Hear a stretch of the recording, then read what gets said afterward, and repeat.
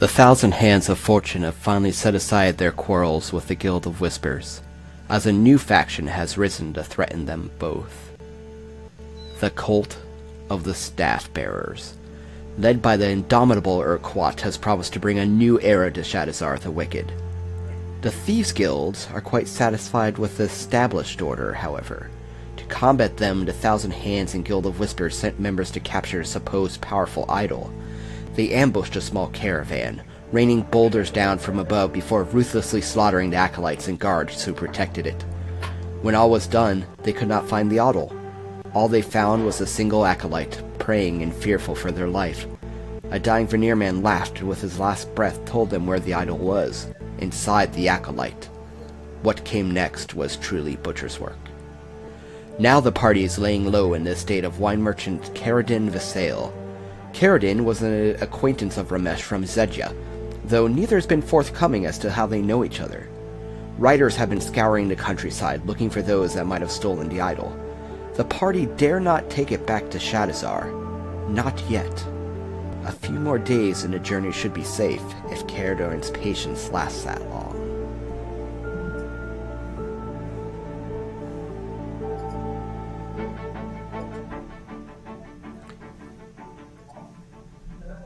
And, hey everyone, welcome to Conan the Thief, Episode 2 from Tales from the Tower. I'm James, I will be your GM today. I'm Brad, I'm playing Kalimar Shaka. My name is Frank, I'm going to be playing Kriven, a cloaked assassin who lives in the shadows of Shadowzar. My name is Justin. I'm playing Ramesh, who is a fence. That's all you need to know. And Emily may or may not be joining us later, so her character has ridden ahead, as it were, and we may or may not see them before we are done today. So, who feels like giving a recap of the last episode?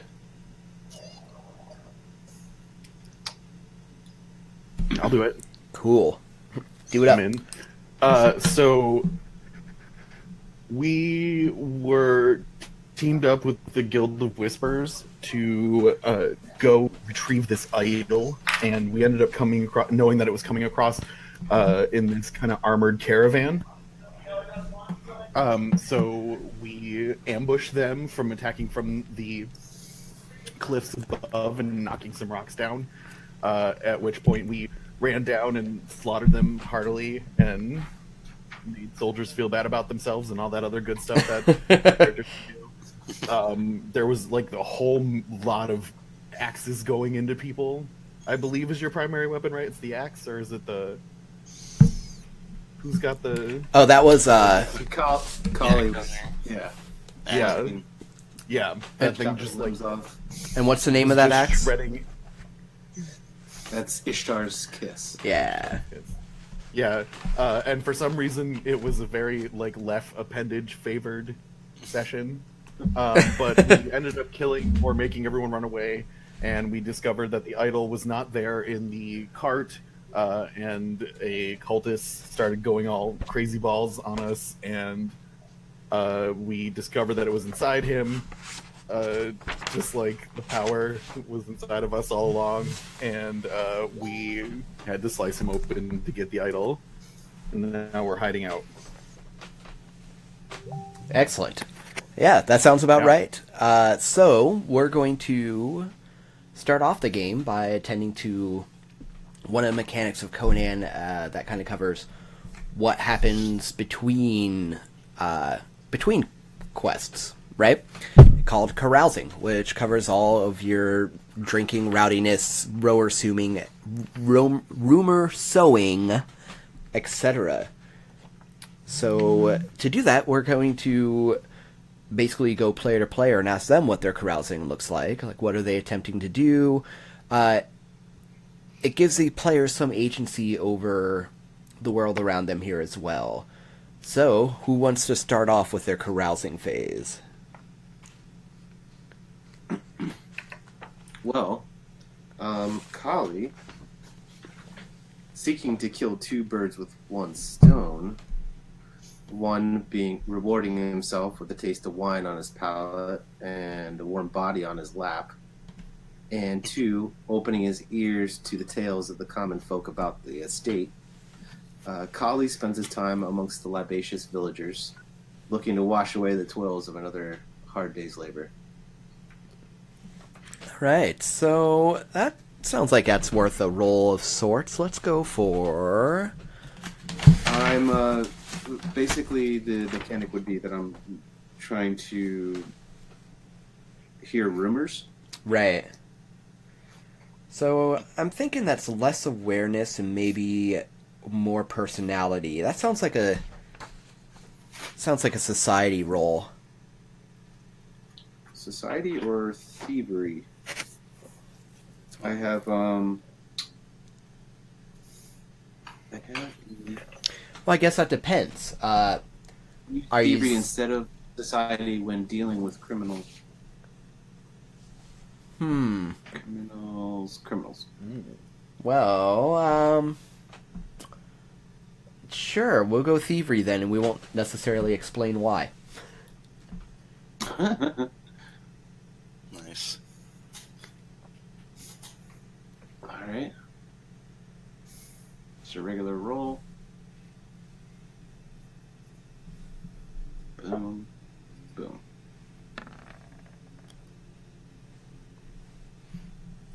So an 11 and a 17. 11 and a 17, you say? Okay, what's that look like in terms of successes? One success. All right. So you have basically managed to deduce that. Let's see here. You've heard that that perhaps Carradine doesn't treat his servants maybe as well as he could. Okay. Okay.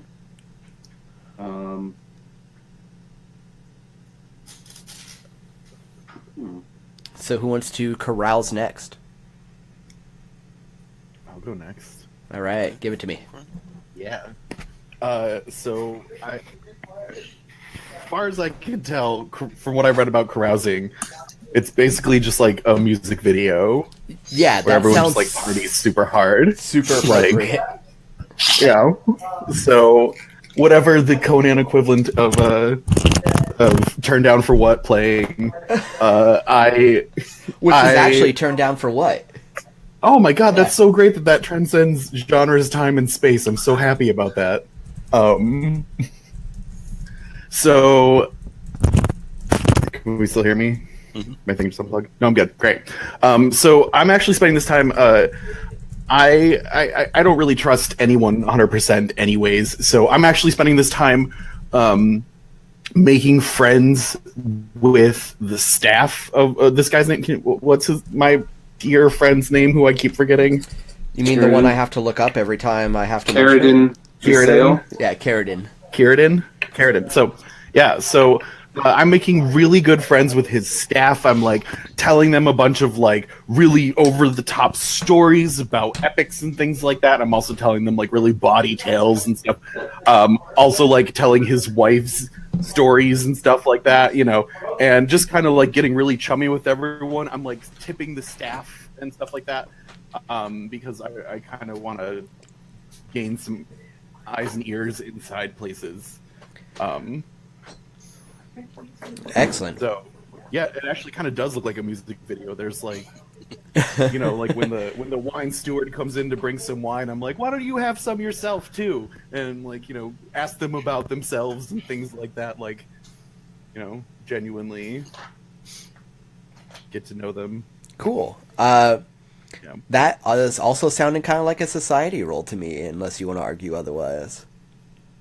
A society role. Okay, I can do society. Unless it's a persuasion role to like get people on my side and stuff. I'll tell you what. I'll let you make a decision here. If you want to Okay. use a persuade roll, I will let you find like perhaps one really good ally. If Okay. you want to use a society roll, I'll give you a bunch of minor informational type people, like people that maybe you can tap later on for information about Oh man, things. I wanna a swarm. I'm gonna roll with the society. I want a swarm of people. Cool. So, and the Mine- difference mine is being looking like, at- an ally might actually jump into a fight with you. These people won't. But they'll... That's fine. Okay, cool. Yeah. Let's do this. Nice. That is 2 successes. 3 because one of them is a 2. Okay, yeah, Right? 3 successes. That's how that works? Is, Yeah. Boom. 3 successes is super good. It seems that everyone working for Carradine has become somewhat enamored of you. Though it seems almost Carradine themselves, maybe less so. That's fine. I also like hearing that they just like hearing about the rumor that maybe they're not treated so well. Listening to their problems, I'm like, yeah, that he doesn't sound like he's treating you right. That I don't know. You're the good cop. Yeah. Yeah, Showing discontent. it's certainly increased some dissension and has created some tensions in the manor over the past few days, for sure. Well, I'm sure I'm treated nicely anyways, so I'm good. All right, That is Callum my carousing. or Criven, what's your story? Cribben, when carousing, he gets his share of wine and women and all that.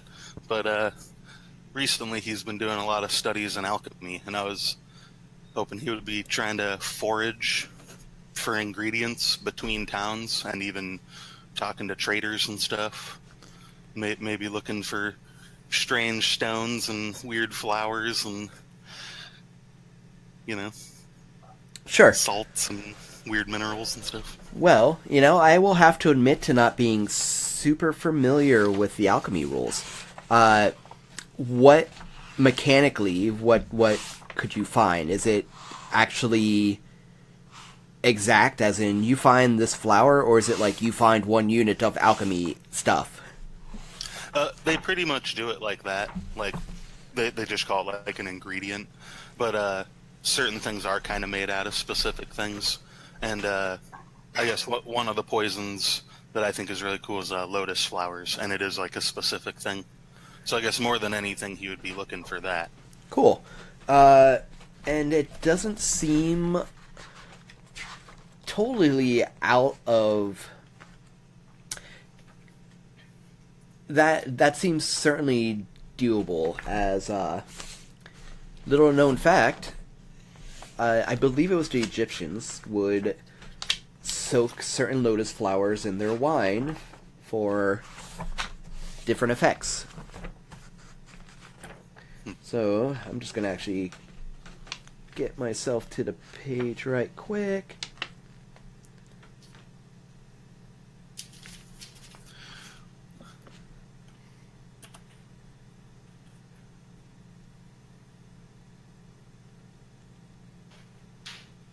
Wow, there's a lot of things in here on alchemy that perhaps I should read up on before we play again. It's all pretty straightforward. There is quite a bit of stuff you can make, though. So we're gonna say that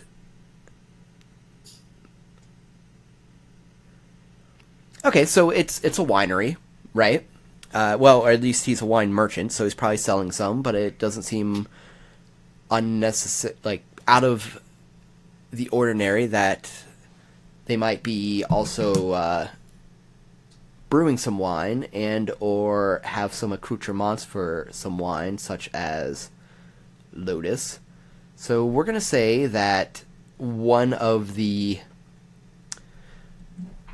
serving staff, perhaps softened by Ramesh, has gotten you Some- 3 doses of Stygian black lotus pollen.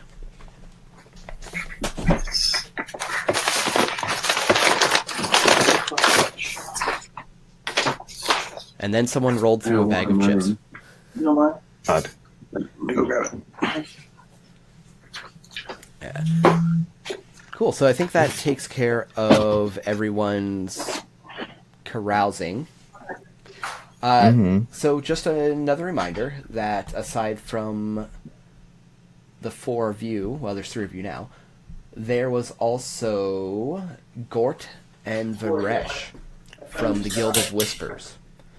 What was everyone's impressions of Gort and Varesh that first session? They seem pretty shady. Couple of guys you want to keep your eye on, you know? Yeah, it's really tough to like trust someone that talks like Cobra Commander. You know what I mean? It's just you know, they give off that vibe, and I know it's stereotyping, but it's just really tough to like not just be like, oh, someone's got my evil dar is going all over the place here. Yeah, well, that's kind of what drove Cobra Commander to the life that they have. It wasn't so much they started evil, it's just no one wants to hire someone that sounds like a snake, you know? Yeah, it's a very niche community, I guess. Yeah, indeed. But like Gort kind of just seems like he's might be too dumb to be like evil of his own accord, but he takes directions from Cobra Commanders, so that makes him dangerous. Which, yeah, that's pretty much true of anyone. Okay, so let's see. So you have all been hanging out at the estate of Carradine Vassail for a few days now, where you've been doing this carousing. Basically laying low. There have been riders that have come to the gates about, like, I think 2 times now. Yeah, riders have come to the gates twice already, looking for anyone that might have something to do with the theft. And Carradine obviously hasn't let them in, but this has also seemed to increase the strain. So, it's the evening meal on the 3rd day. Carradine has invited you all to sup with him, as he has done. And he sits at the head of his large wooden table, which is plied with a variety of wondrous food. Carradine has, if nothing else, Carradine has been living large out here, outside of the bounds of the city proper. I imagine everyone takes Carradine up on his invitation. Oh, absolutely. Sure. Though I stick to the shadows of the room, if there's any. Yeah, kind of. The far table, you know? Sit at the kids' table. So, Hey, kids. there's like 2 of you sitting all the way across the table. Okay. Yep. Forgive those 2 brooding in the shadows. I'll sit with the. Right. Batman 1 and Batman 2 over here. I'll sit up at the rest of them. So it's really just the 4 of you. The table's much larger and could entertain many more. But it's plied with things like bread and figs and, of course, wine, watered and otherwise. One of the servants, part of a pair, a brother and a sister, Makar, M-A-K-A-R, Makar comes in carrying a plate of roast meat and puts it down in the center of the table. Carradine reaches over and greedily grabs the slab, putting on his plate, loudly cutting pieces, his knife scraping the plate as he shoves it in his mouth, the juices dripping down to soak his beard. If anyone wishes right now, They can give me an insight check. I would like to use my new. I'd like to use my new talent, which is underworld lore. Basically, whenever studying the activities, traditions, taboos, and histories of regions' criminal underworld, you may substitute thievery for insight, lore, or observation. So, I'm basically looking out for the knife that's coming for our back. Okay. Can you? I'm sorry. Can you read that description one more time for me? So there's a lot for me to pick apart. It has a larger mechanic, but it says additionally, whenever studying the activities, traditions, taboos, and histories of a region's criminal underworld, you may substitute thievery for insight, lore, or observation. Okay, so you're specifically perhaps looking to Carradine or anything underhanded. So its focus seems like it has to be there. Am I correct? Precisely. Like, say if someone... So I'm not going to pick up on the nuances of him, trying to pick up Criven or something like that. I'm specifically looking for... If he was trying to poison you, on the other hand. Us to be... Okay. I don't know. Yeah, exactly. Or anything, that's like maybe an extreme example. But sure, yeah, go ahead. Give me a roll. Okay. I was actually just writing that into my Roll20 character sheet.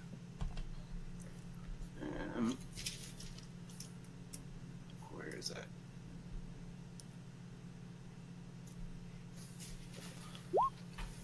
Since we don't have any momentum, right? 215. Yeah, we don't have any momentum yet. Oh, that's 2 successes. Okay. I would put that at a simple test. So I'm going to say those are both momentum. Woohoo! Cool. So keeping your wits about you, because you're paranoid, and you have been paranoid since you got here, you continue to keep eyes on everyone in the room, glancing for that hidden knife, that hidden vial, listening for guards at the doorway, which takes you a bit out of the present, and you don't notice anything dangerous coming after you, but you certainly don't notice anything else either. Anyone else? Can I make an insight check? Absolutely. Or is it only one? Okay. So I have a sixth sense as well. So I can re-roll one of the d20s when I make an insight check. And if there's an ambush, I gain a point of momentum. And if it's sorceress or otherwise unnatural phenomena, you have to tell me. Okay. It's like if I ask if you're a cop. That's legitimate. Yeah. Are you a wizard? All right. No, you have to tell me if you're a wizard. Yes. Are you an assassin? You have to tell me if you're an assassin. What is that one? Nice. I'm gonna re-roll that 18. I mean, I already got because I can. Why not? Yeah, I mean, sure, if you can do it. Yeah.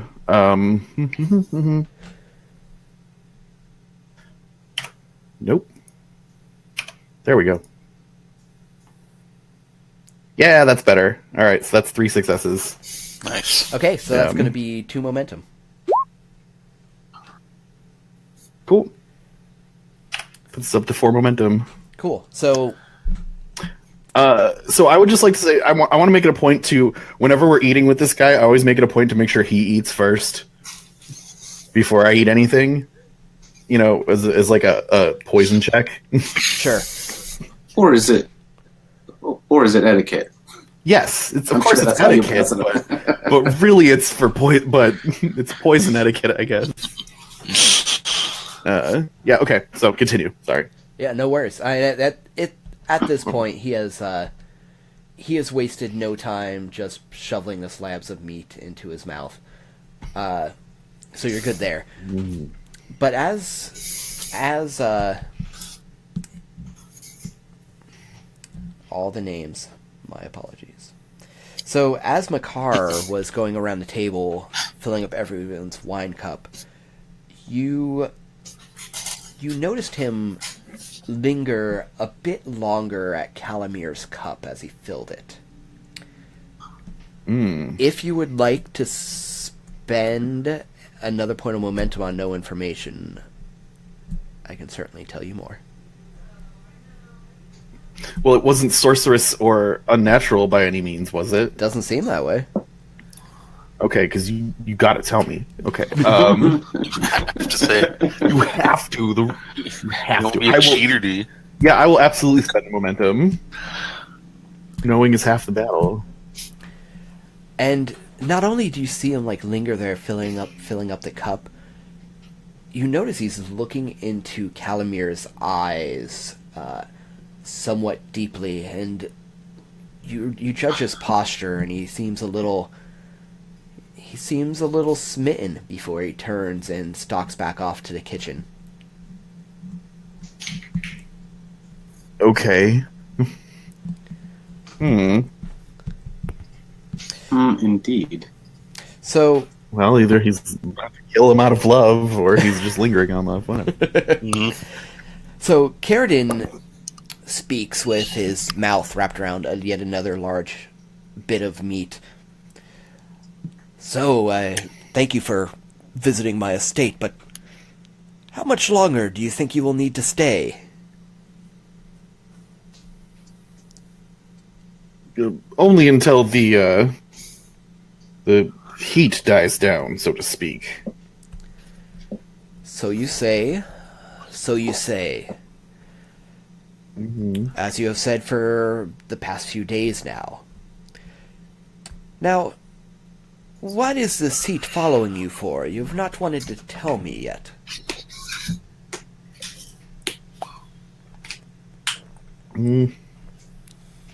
They always have their reasons, I'm sure. You keep many secrets, Ramesh. You keep many secrets. Don't we all? And I give him a like knowing glance. It is Zamora. It is Shamora. It is not like the old country, is it, Ramesh? So few things are. This whole city lacks a certain passion that Zendia just really had about everything. You know, it kind of just had that flair. Truly it did. Truly it did. But here I have made my living. I am well off. My belly is full, and he slaps his hands upon it to emphasize the point. And a nice thing about being a wine merchant is you are never out of wine. He puts his... Good one. Yeah, you're so funny. I almost feel like there's a need to make a check to convince him there. But, I will make it optional. If anyone wants to make, like, a persuade or counsel check, you're welcome to, but totally your call. Boom. Suck it. That's 3 successes again. Wow. That's the momentum, isn't it? Yep. That's 2 points of momentum. Well, how many do you want to spend on it? Well, if tell you what, if my other comrades aren't as convincing, then I'm going to spend a point of momentum to laugh so convincingly loud that it doesn't matter. Oh. You know, it does seem like they haven't really quite been trying as hard. No. All right. No, Yeah. Callie's... No. He knows something's going on here. He's, Craven he doesn't want to be here any more than Mm-hmm. Carradine wants us here. Right. We can sense the tension. I'm not really eating anything, Yeah. Cool. Slowly sipping my one glass of wine. So yeah, I mean, how can I ask how long have we been together as a group at this point? Like the four of us in game time, would you say? I would say A couple months. Yeah, longer? I would say likely like, no, maybe like 4 or 5 months. Okay. And I don't That know, Thousand Hands has been a guild. or at least that you've all been part of it. That the four of us have been operating together. Well, and that's basically. Okay. That's so. Because like you guys would know that I don't like to, if we've been together this long, at least 4 or 5 months, then like you guys would know I don't like to tip my hand. So even if something's creepy is going on, I'm gonna pretend like everything's going well. So like I'll pretend to be blissfully unaware until I need to not be anymore. So that's a bit of a question. Is like when I was saying about 4 or 5 months or whatever, I was thinking that's how long you've all been part of the Thousand Hands. Yeah. So I don't know. I guess y'all can tell me, how long do you think you've been together? Have you all operated together in this capacity before, like so closely, or is this new?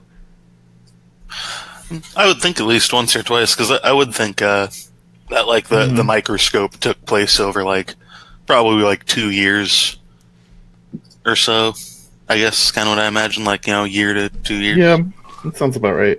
I think like everybody, because everyone is such a niche character, I feel like in the past probably we've been like, I know a guy, or I need someone that can do this, and kind of everybody was like, I like, you're my guy for this for now on, Yeah. Like how you got a mechanic, like that's my guy. Sure.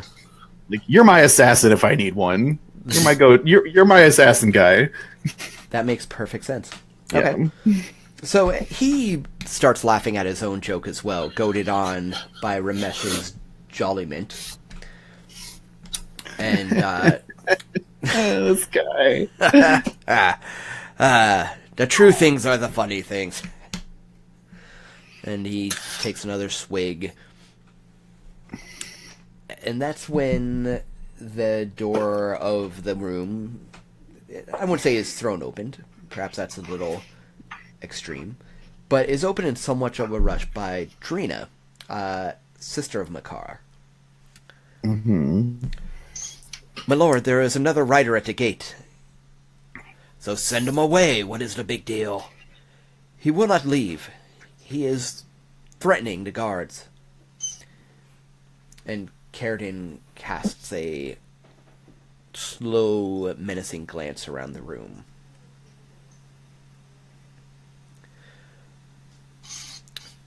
Well, if my dinner is to be interrupted, and he stands up and wipes his hand hastily on the tablecloth before he storms out of the room. You think we should follow him? Craven waits till he leaves the room to say that. No doubt. I'm gonna sneak my way. One of you sneaky types definitely should follow him. Yeah. Craven's gonna jump into Tell me what man happened. mode also. Kali's going to,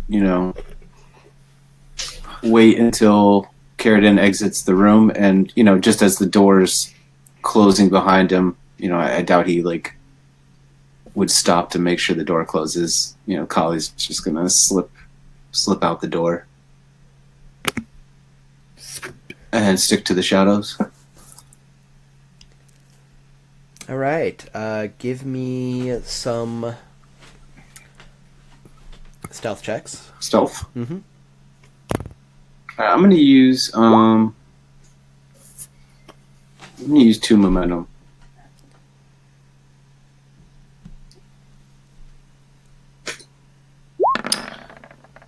Oh, Nice. that's 6 successes. Jeez. Nice.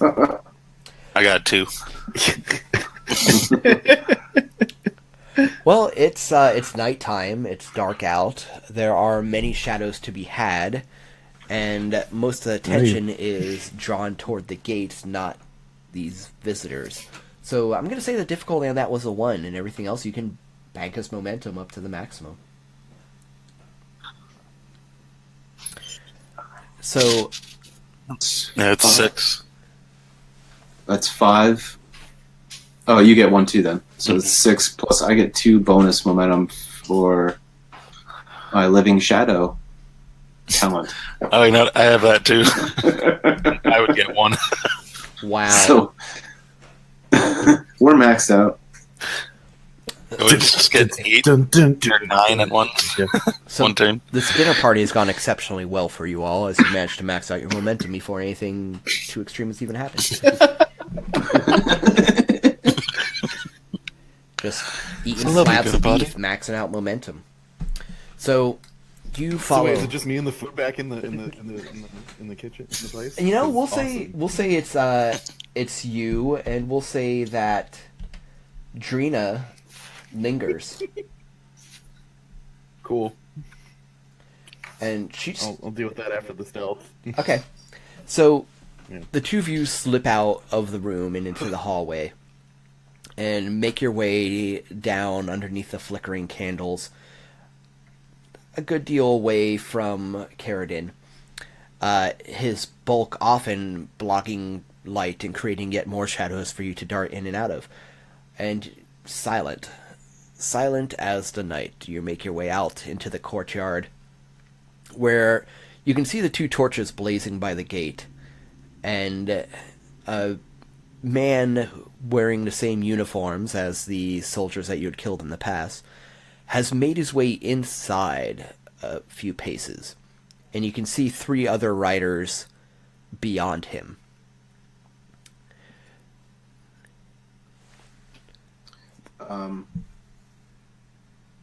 Can we get a closer look at them? Do they have their weapons drawn and everything? They're armed, but their weapons are not drawn. So tell me what this looks like for you. Set the scene up a bit for me. What is your sneaking like?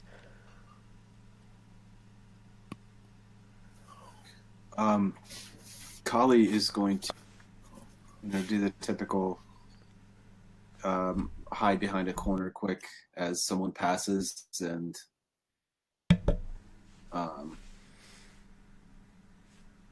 he'll even go as low as low crawling on the ground. Well, he's trying to make a quick movement here, so maybe he even tries to get a vantage point, like hop up on top of a building. Like what is this? Is this a courtyard? It's a courtyard. There's the main manor, which you just came from, and there's a few outlying buildings, some which certainly seem climbable with, say, a athletics roll. Athletics? I certainly have the momentum to make it worth it.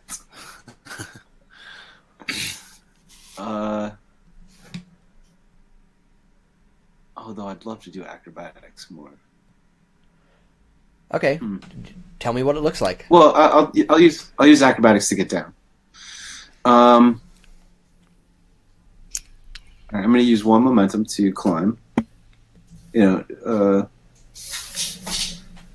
Rather quickly. Come on. 2 successes. Okay, that's another point of momentum if you spend any there. Or you can spend a momentum to do the task quicker, or various other things. I'll do that, yeah. Okay, so let's say you find like a semi-low building, and you, instead of like climbing up a railing or something like that, you straight up parkour up this building. I was just about to say that. Yeah. hit the stable bar, or hit another a cart, and get up there. Yeah, that sounds awesome. All right, what about you, Frank? Criven is just going to try and kind of dip around a building or something that's kind of out of the way of the direction they're walking, just to kind of get out of their way and stay hidden, kind of see what's going on. Is Carradine with these guys? Carradine I believe he's approaching. Yeah, Right? Carradine's striding across the courtyard to meet them. Oh, okay. Alright. Yeah, I'm just going to try and dip around a building or something, stay on the ground and kind of just out of the way. So the desert air is cool, and the sand still contains some of the heat of the day, as you notice as you crawl across it, especially you, Calamir. And you both get into your vantage points and watch the exchange. They're just far enough away that you're having trouble hearing them. But Calamir is talking to the guard. Or Carradine? Carradine, sorry. My apologies. Calamir is not talking to the guard. That is not happening. Carradine is talking to the guard. And go ahead and give me insight checks if you'd like. Up to you. It's a tough call. 50% chance. Yeah, I got 11. We got a bunch of momentum. How much do we have? Yeah, we have 8 left. I'm going to use 1 myself. Yeah. So it takes us to 6.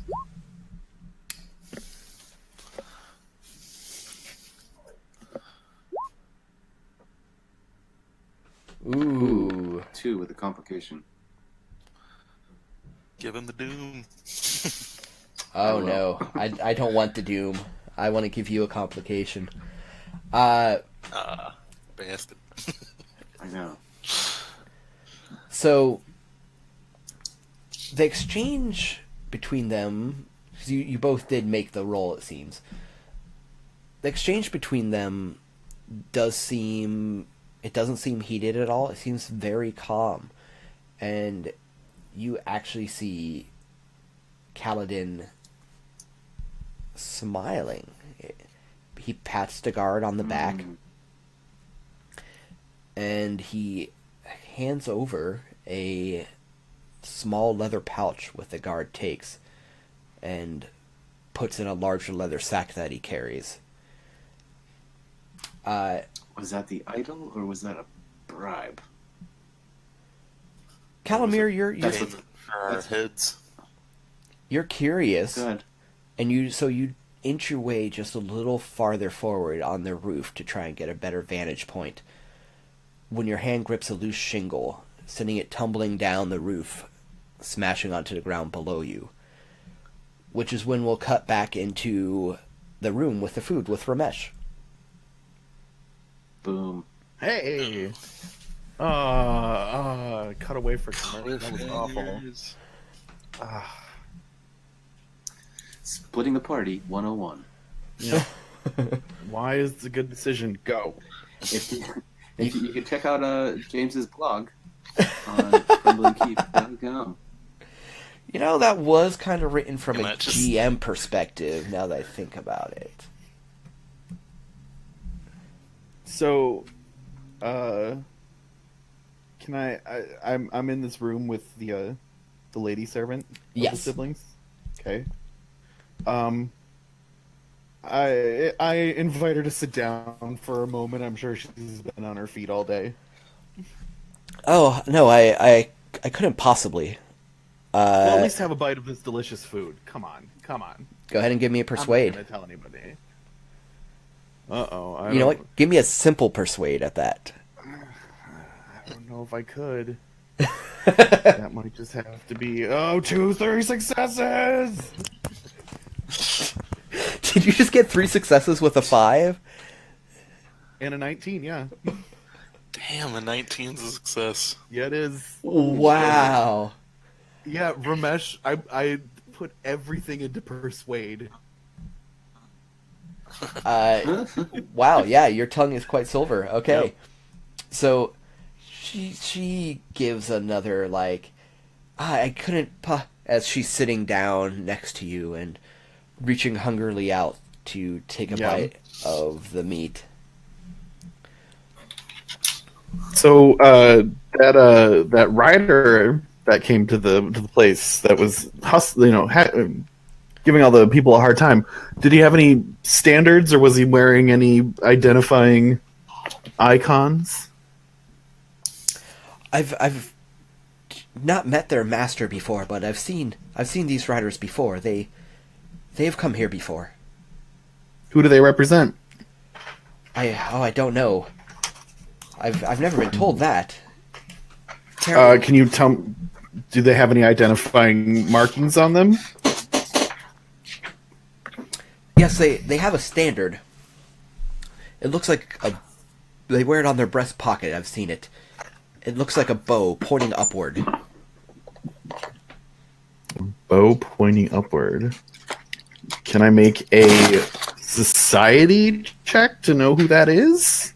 Sure. Is that who that would be? That sounds appropriate. Society, go! Haha! 2 successes. Okay, I'm gonna say it took both of those successes, as this isn't like a well-known lord or anything like that. Okay. Yurikar, Yurikar. Yurikar.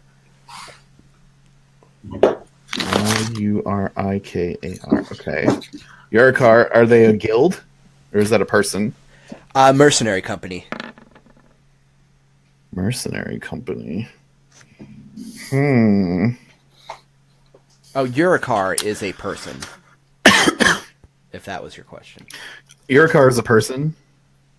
Yes. Yeah, Yurikar who represents a mercenary company. Okay, and the mercenary company is also called the Yurikar? Because that's just good branding. Yeah, we'll go with Yurikar's boys. Okay.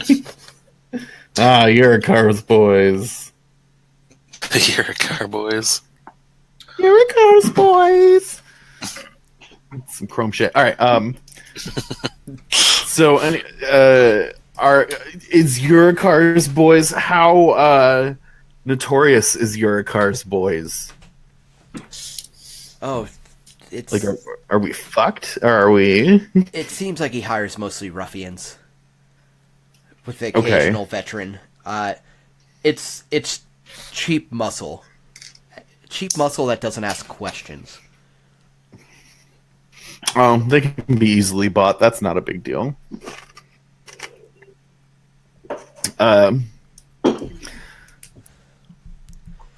So when they were at the gate, did they say what they were asking about in particular? They're looking for thieves, and she cast a glance in your direction. Something was stolen from them. Well, it's a dangerous land out there. Things get stolen all the time. It's kind of what this place is known for. Do you live in Shadazar? Yes. What is it like? Masters never let us leave the estate.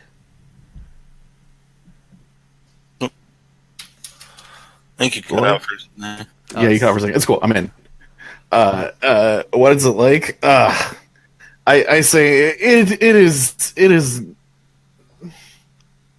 It's large, dusty, and full of really gruff people. Has your master ever told you of his homeland? He speaks very highly of it, says it's a beautiful place. I don't understand why he left. Now let me tell you about the Pool of the Isles. And I go into, and I avoid any czar and immediately go into telling all these great stories about Vendia until people come back. So, go ahead and, if you would like, roll me a observation check. Your call. Observation check. Always. Rolling increases tension. I got one success. Damn, he knows my tricks.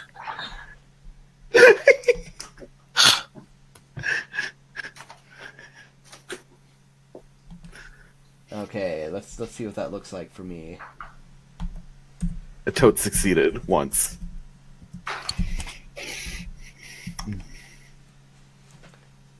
Oh yeah, I like that nat 20 there. Oh, okay. Oh, what's that gonna mean for me? Huh? Because I Does she have like "get me out of here" written on her she eyelids slips or up something? She slips up and spills the beans on something. Yeah. She suddenly looks alarmed and stands up and backs up. Oh! Which is when you notice a presence behind you, and you hear a voice that's becoming all too familiar lately. Yes! Tell us about your homeland. And it seems that Cobra Commander I forget what his real name is. Varesh has snuck up undetected. Down, enjoy. There's plenty of food. I say, friend, come, take it off. Oh, you got some Matrix action going on there with the microphone. Unless it's me. You do too, James. Yeah, we all do apparently. Oh, It might be you because everything sounds great. I say everyone sounds pretty good, but you've been cutting out a little bit in the last few minutes. huh, that's unfortunate. Okay, well, hopefully that goes away. Yeah, it sounded like bad autotune for a second. Cool. Yeah, that's what I was getting to. So, he sits like a chair away from you and is just gonna basically sit there and be uncomfortable. While, meanwhile, outside, so the shingle tumbles down the pitched roof and smashes on the floor. What are you both going to do about that?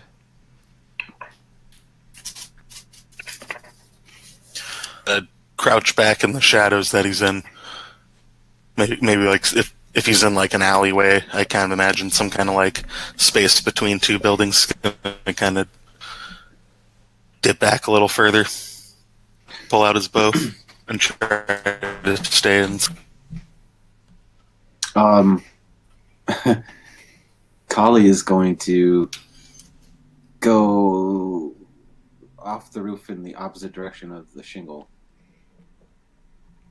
Okay, Kali, give me another stealth check. Okay.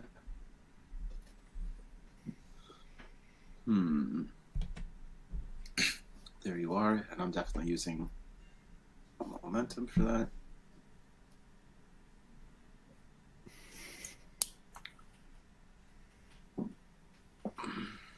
Come on. Nice. 4.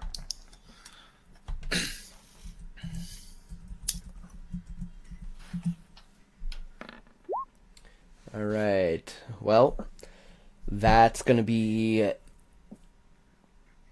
3 more successes than you needed. As the guard that was speaking to the wine merchant suddenly breaks from him and takes a few steps toward the building you are looking into the darkness. Give me an acrobatics. Okay. Another momentum.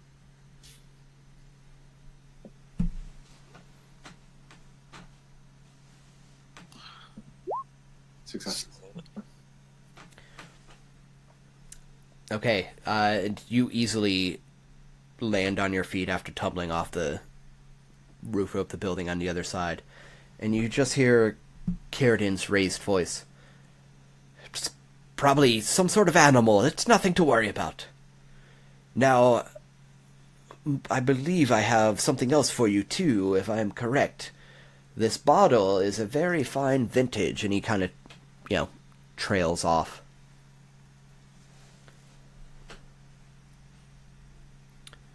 Well, he's not giving us away. must have been a bribe.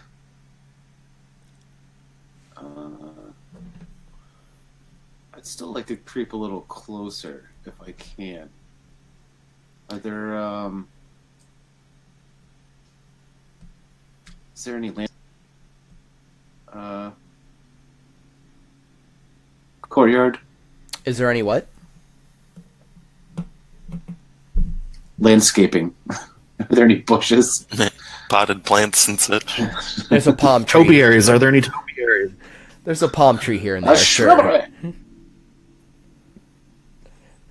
There, A shrubbery. yeah, there's a palm tree here or there.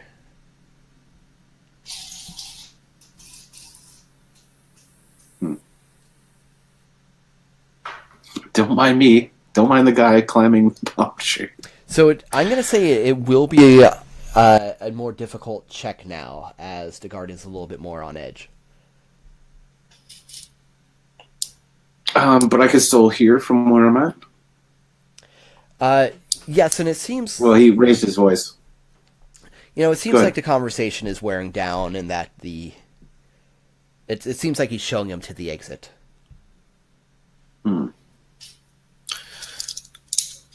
Did he actually hand him like a bottle of wine or anything? Oh yeah, you're still there watching. Yeah, one of his servants brings a bottle of wine to hand over to the guard.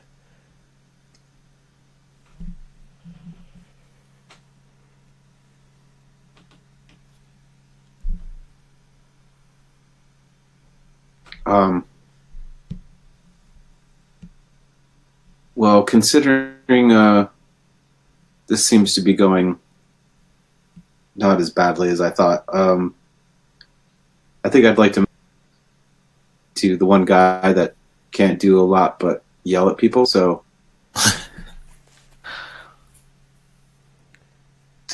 You're going to go. since You're headed back there. back to Ramesh, yeah, and I also want to cut off Carrot and get back before he does. So Yeah, agreed. Okay, so you both slip back into the room as Ramesh is in the middle of one of his obviously over-embellished tales of his homeland. oh, we've all heard. And Yeah. that's why elephants used to have two trunks, but now they don't. The two elephant trunk story again, eh? Yeah, it always gets them. And I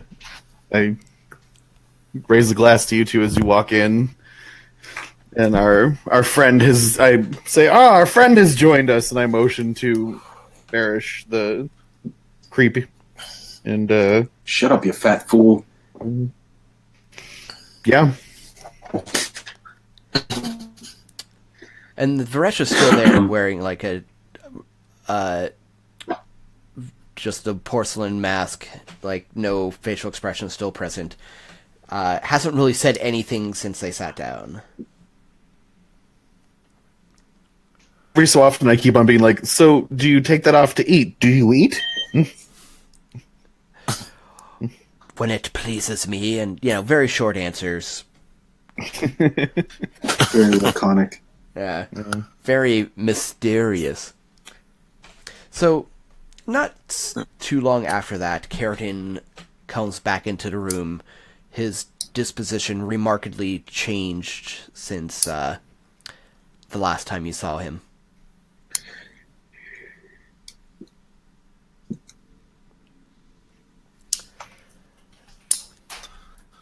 He goes back to where his seat was. Were those guards much trouble? They were more trouble than is warranted. It is costing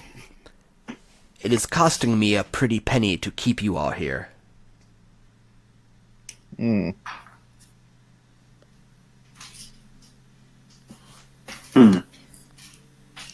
Indeed. Especially for those that will not spill any of their own secrets.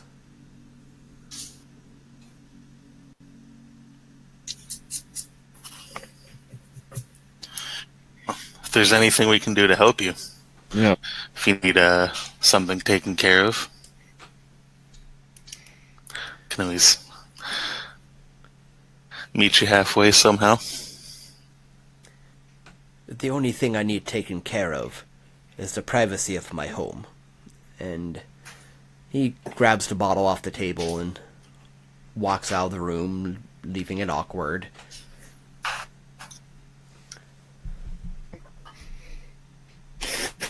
So we should probably move on from here sooner than later, guys. Indeed. I'll stay another night. Oh, did something happen on your trip outside? You talk a lot, but not with much wisdom.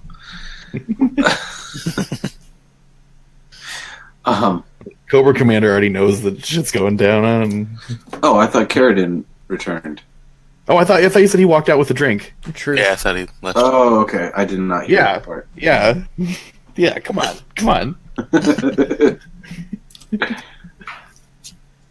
Well, Ramesh knows what we're... Or not Varesh. Yeah. Varish. Varish? Yeah. Varish and Ramesh. Yeah. I guess. Whatever. Well, he would know why we're here. Yeah, he's with you. Yeah, we're hiding him out too. Yeah, he's with us.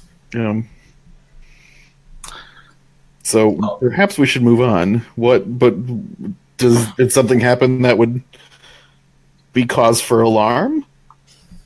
No, he paid off these mercenaries. What are they called again, Griven? The Urukar boys. That's them.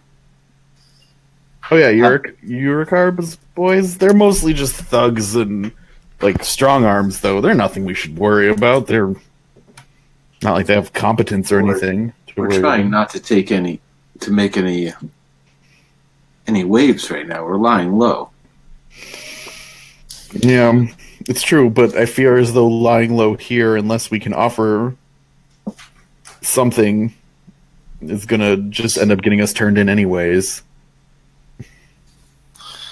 Or we can tell them the truth, which is not ideal. Maybe we could leave late at night or early in the morning. Start our travels early. But where would we be going? Are they looking for us specifically? Can we even go back to the Thousand Hands storefront right now? I think they know it's us exactly. Zamora. There were a bunch of guardsmen. It's true. Guardsmen who were never killed, that were only cut off. So it's hard to say what they saw or heard or didn't see or hear.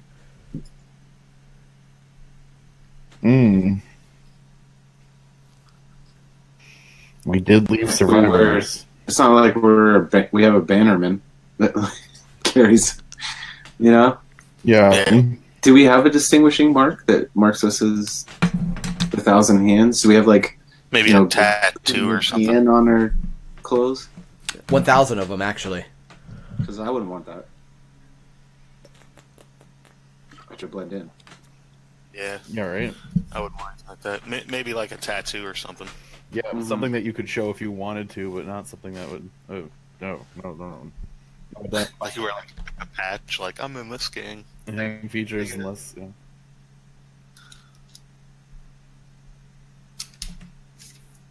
It's a need-to-know basis. Yeah, maybe we can just set out and take a long way home or something. Sounds about right. There are more than just the main roads on a way to get home. Unfortunately, they usually tend to be a little bit more bandit-infested. But again, shouldn't be an issue for the likes of you two. Indeed. Oh, and Varish, I guess. You're coming with us too, I assume? And Gort. Don't forget Gort. Yeah, it shouldn't be an issue for Gort. How's Gort doing? Gort is doing better, slowly. Still he lays and heals and rests. It will leave a nasty scar, but nothing he won't get over. Is Gort mobile? Gort can move if Gort has to. Gort can ride. Perhaps Gort has to move then. So then what will be our plan, Thousand Sons? Well, out of character for a hot second here. Do we? The idol is going back to the Guild of Whispers, correct? Like we're not keeping it or anything. It's not going back to the Guild of Whispers. I think we're taking it. Ultimately, the plan was to give it It's going back to to the the table. Thousand Sons. Like, as the table has said, the table specifically said that it's supposed to go back to the Thousand Sons. Or I'm sorry, Thousand Hands. Hands. Yeah. Okay, so who currently is in possession of the idol? We are. Okay, which one of us is in possession of it? And Criven is the one who I cut would it out. say You. Yeah. If not, I will take possession of it. Yeah, I was gonna say either you or maybe Ulrika has it because she's the relic hunter, Yeah, but she's not here right now. yeah. If I have it hidden in my extra paunch space. In the belly basket. In the fake belly. Yeah. Yeah. So for that purpose, then, yeah, like we have the idol, we can just go. Yes. But I mean, if these guards are still moving, we might run into some heat. We just have to lay low. Move mostly at night. Well, I will trust you guys on making stealthy Well, exits. It's night right now. How late is it at night? Probably around like 7. I mean, how we were already packed for the road, so it's not like we need to pack up that much. Yeah, Yeah, I mean, we got our horses and that's Yeah. about it. Yeah, it's not like you had I mean, a lot of things on you or anything. I say we just get the hell out of here. Yeah, I don't trust your friend. I don't either. Yeah, I don't know what he was paying that guy for. He's kind of a Lando. I mean, he's whether he's paying them to stay away from us or he's paying them for something else. The fact of the matter is, he's paying him, and that can always mean anything. Mm-hmm. He's on his side before he's on our side. Mm-hmm. Once he starts paying them, then all it would take is them strong-arming him to say, "Oh, now you have to pay us more," and then all of a sudden the cost to giving us up ratio becomes a little bit small, and we start to worry more. Okay. Mm-hmm. It's the problem with money. Then I say, when do we leave? At the highest point of the moon. All right, Let's gather our things. where should we meet?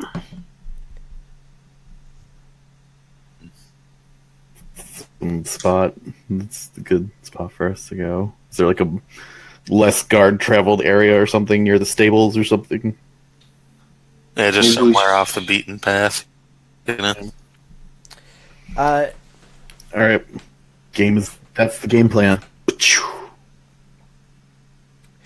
Okay, so you all split to do your separate things. Does anyone have anything specific they wish to attend to?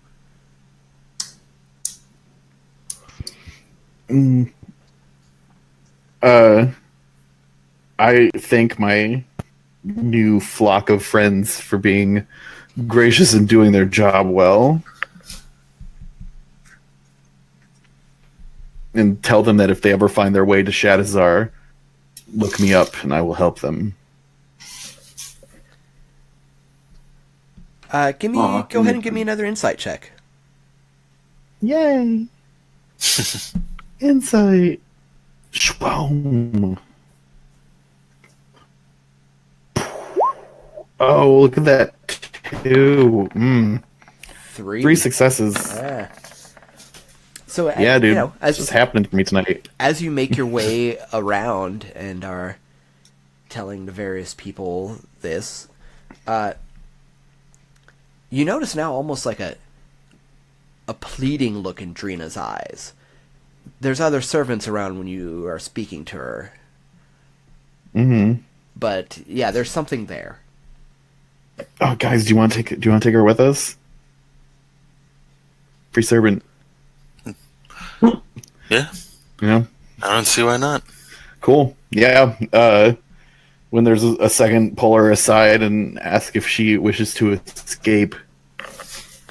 So at the moment, she's heavily involved in some duties at the wine making portion of this estate with others. So it seems like there's not going to be a good moment without you lingering awkwardly right now.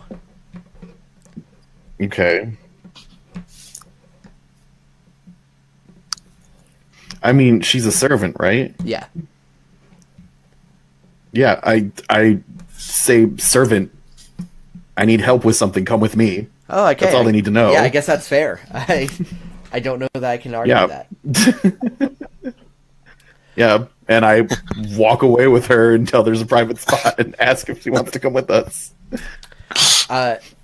We are guests of the guy who's... She begins to weep when you ask and kind of like throws herself onto you. Oh, that it were so easy. I can't leave without my brother. Okay, if you both can find a horse, then you're welcome to come with us. He is with him now. He is with Calamir. I'm sorry, not Calamir. I keep getting my NPC confused with your name. He is with Caradin.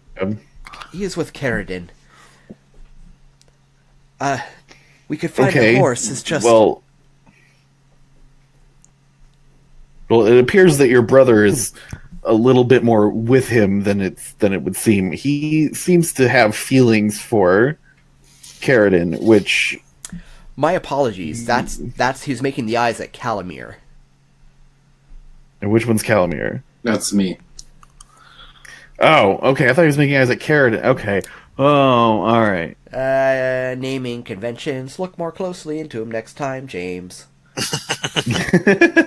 Okay, well, if he was all about Calamir, then I'm like, hey, Calamir. Yes. Makar seemed to be awfully intrigued by you. How would you like to convince him to come with us to another bonus slave? If anyone wants to make a simple insight check, difficulty 0. Yes. They'll just drag us down. All right.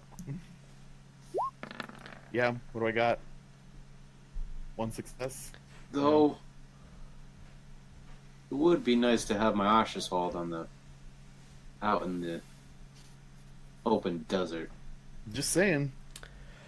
So, your 1 success is going to give you a point of momentum, and you notice that Drina's following this conversation, and when you mention that Makar's affection, she very visibly blushes, and then looks deflated when Calamir says that they would only weigh them down. Do you have any skills, makers? What's that? They have skills in winemaking, correct? They do. It's true. Yeah. What manner of skills do you have? Maybe you could be some help around our guild.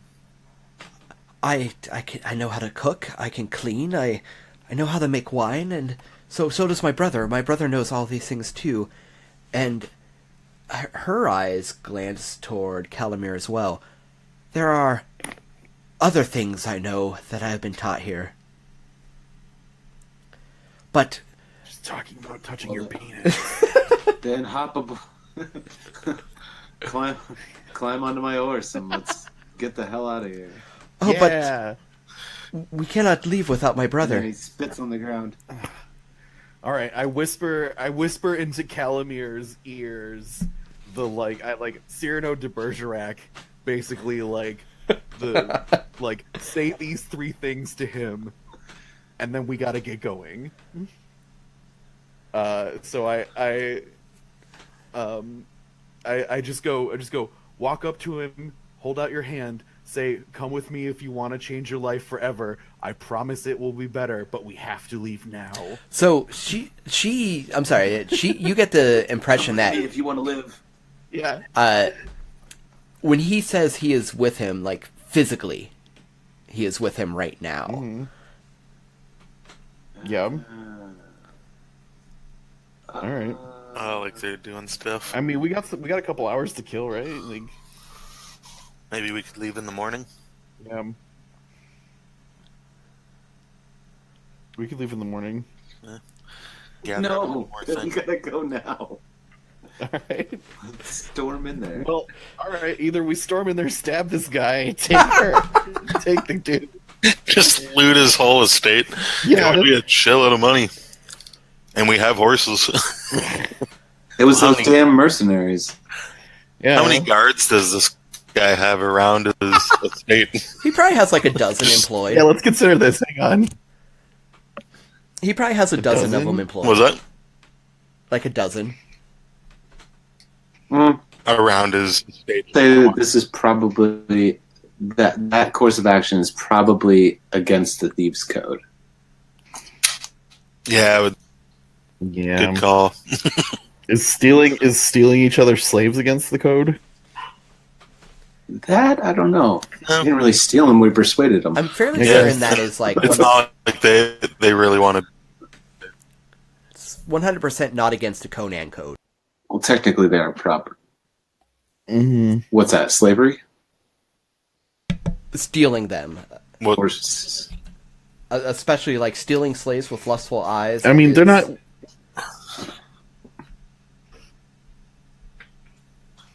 It's very much a Conan trope, so it's definitely not against the Conan. I mean, he's gonna be mad that you take his boy toy. He's gonna be mad. Like, so here's the thing, guys. There's gonna be repercussions. If we walk out of here with this person, he knows how to find us. He knows who I am. He knows who we are. He'll be able to find us, and there'll be repercussions. That's my point. We want to just tell them to like go fuck themselves and peace out without these Yeah. guys. yeah, if they had some real skills, it'd be one thing. Yeah. I tell them the same. Puppy dog guys. If they ever find their way, yeah. I mean, let's be real. Like, no thanks. If Like, we're trying to lay low, stealing slaves are going to keep us laying low. right. For Yeah. being here too long. Mm-hmm. So And So then we we're just- jacking his slaves. I'm Yeah. I'm gonna spend a point of doom, and Uh-oh. Because we took too long. no, not Yep. at all. Just because I think it'd be fun for me story wise. Upset the gale force wins. That Criven, your voice maybe was a little too loud when you were having your private conversation about maybe if they had any real skills. And Drina breaks her silence. Oh, but I know how to listen as well. I have heard things. I have seen things. There's the room that he does not let any of us in. There's that tattoo on his back, that horrid thing when he undresses. I What have is other it? uses. What's it a tattoo of? It is a small man, some sort of idol-like thing, but instead of a head, there's just a hand where its face should be, and it terrifies me. And she Oh, he's a part of the hand? weeps a little bit. Does this describe anything that we know?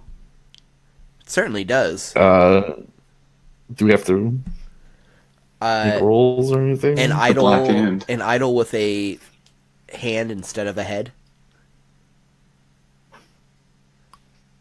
Does it look like the mic right now? What's that? Does it look like the idol that I have Boom. hidden away right now? There you go. Dun dun Ooh. dun. Oh, man. That's interesting. Yeah, we should... Oh man. Oh, this. There's this. What's in this room? Have you ever been in this room? He will not let anyone go in there. He keeps it locked day and night. Not even his guards are allowed in. The ones he pays the most stay Oh there man, outside. which one of you?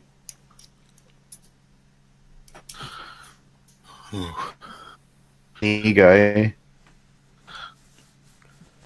I can show you where it is, but you have to promise to take us both. I mean, Sure. look, if you happen to be leaving in the same direction that we're going tomorrow morning, then sure. But you need to convince your brother to go.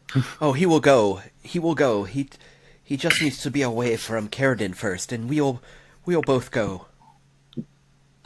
All right. And maybe So show me where this room is in the meantime.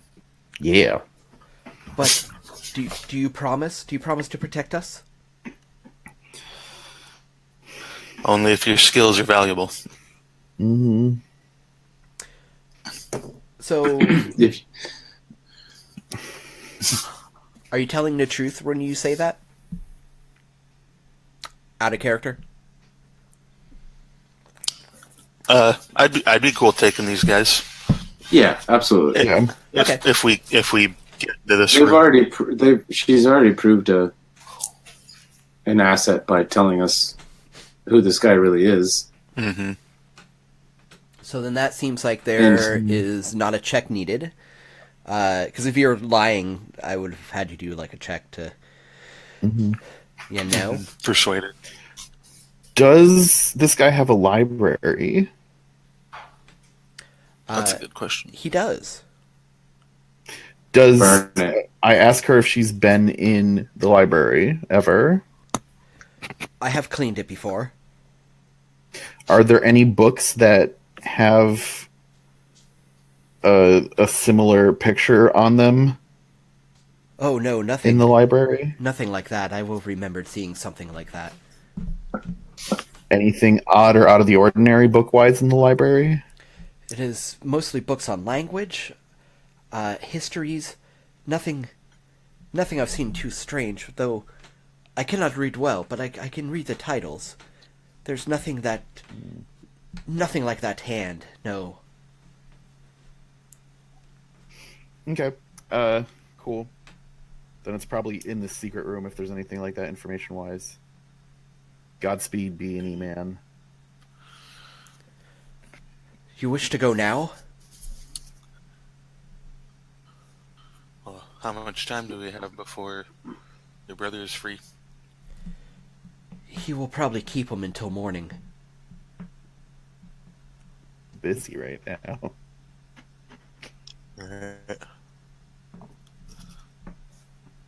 Yeah, just show me.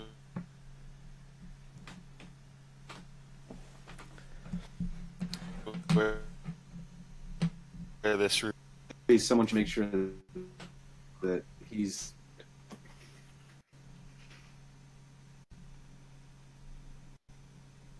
Does the door to his room open in or out? In.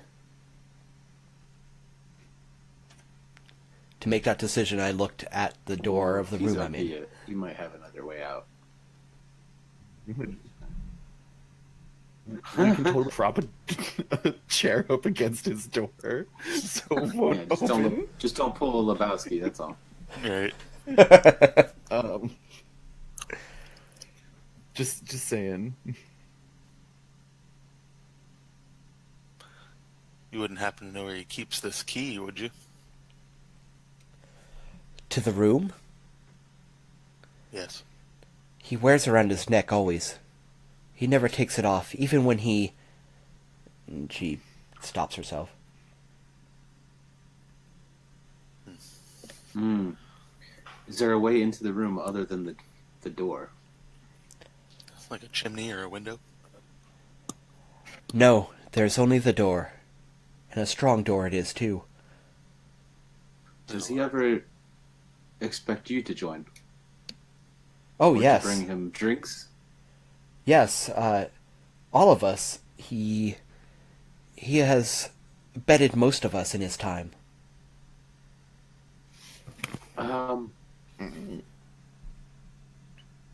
Okay, so Calimir has Master of Disguise,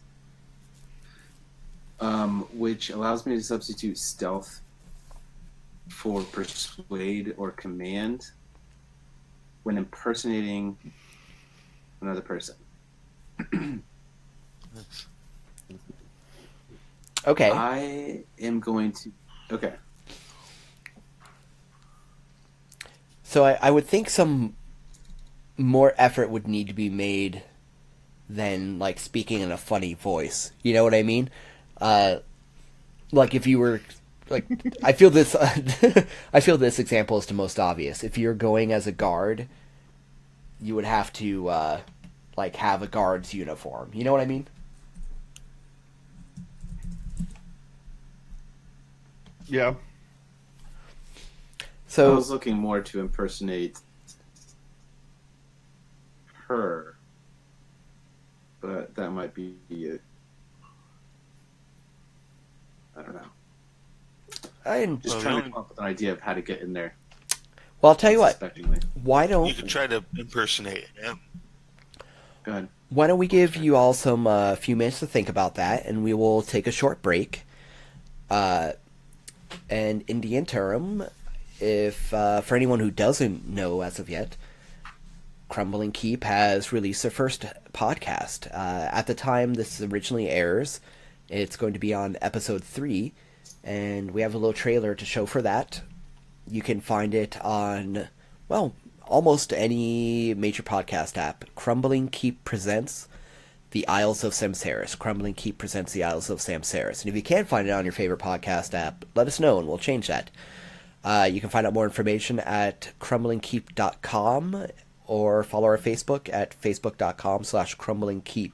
But we'd love for you to hear that as well. It's a good deal polished, and, well, I like it. I might be a little bit biased, though. Yeah. And if you like it too, and you have the time, give us a review or, at least rate us. 5 stars all the way. It'd be certainly helpful. And we'll be back to deal with some more Conan in just a little bit. Every civilization is built on the bones of those that came before. The pantheon of demons that created the world gave way to the innocence and joy of the new gods, which in turn gave way to the justice and vengeance of dragonkind. Shallan fell to Sinesia, which will one day fall to the forces that already muster outside its very walls. Nothing is permanent. All buildings one day crumble. All nations one day fall. All beings one day fail. There are those that live in illusionary eras of stability, and then there are the heroes who strive toward order during the chaos. They are kings and paupers, knights and it's stories we tell, their sacrifice of which get ready for Crumbling Keep presents The Isles of Samsaris, a D&D actual play podcast, coming to iTunes and podcast as April 19th. Like Crumbling Keep on Facebook or go to crumblingkeep.com for more info.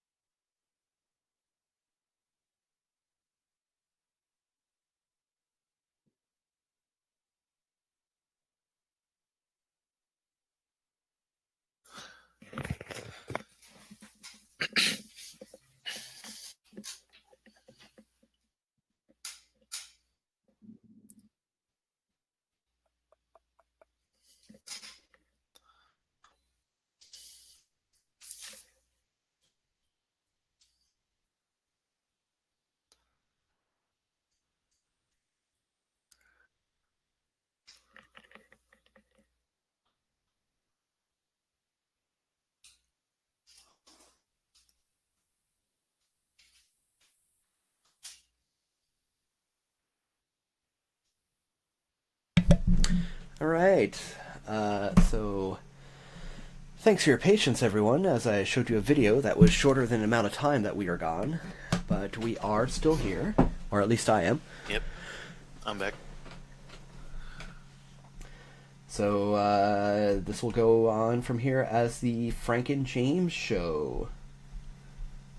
Do, do, do, do, do, do.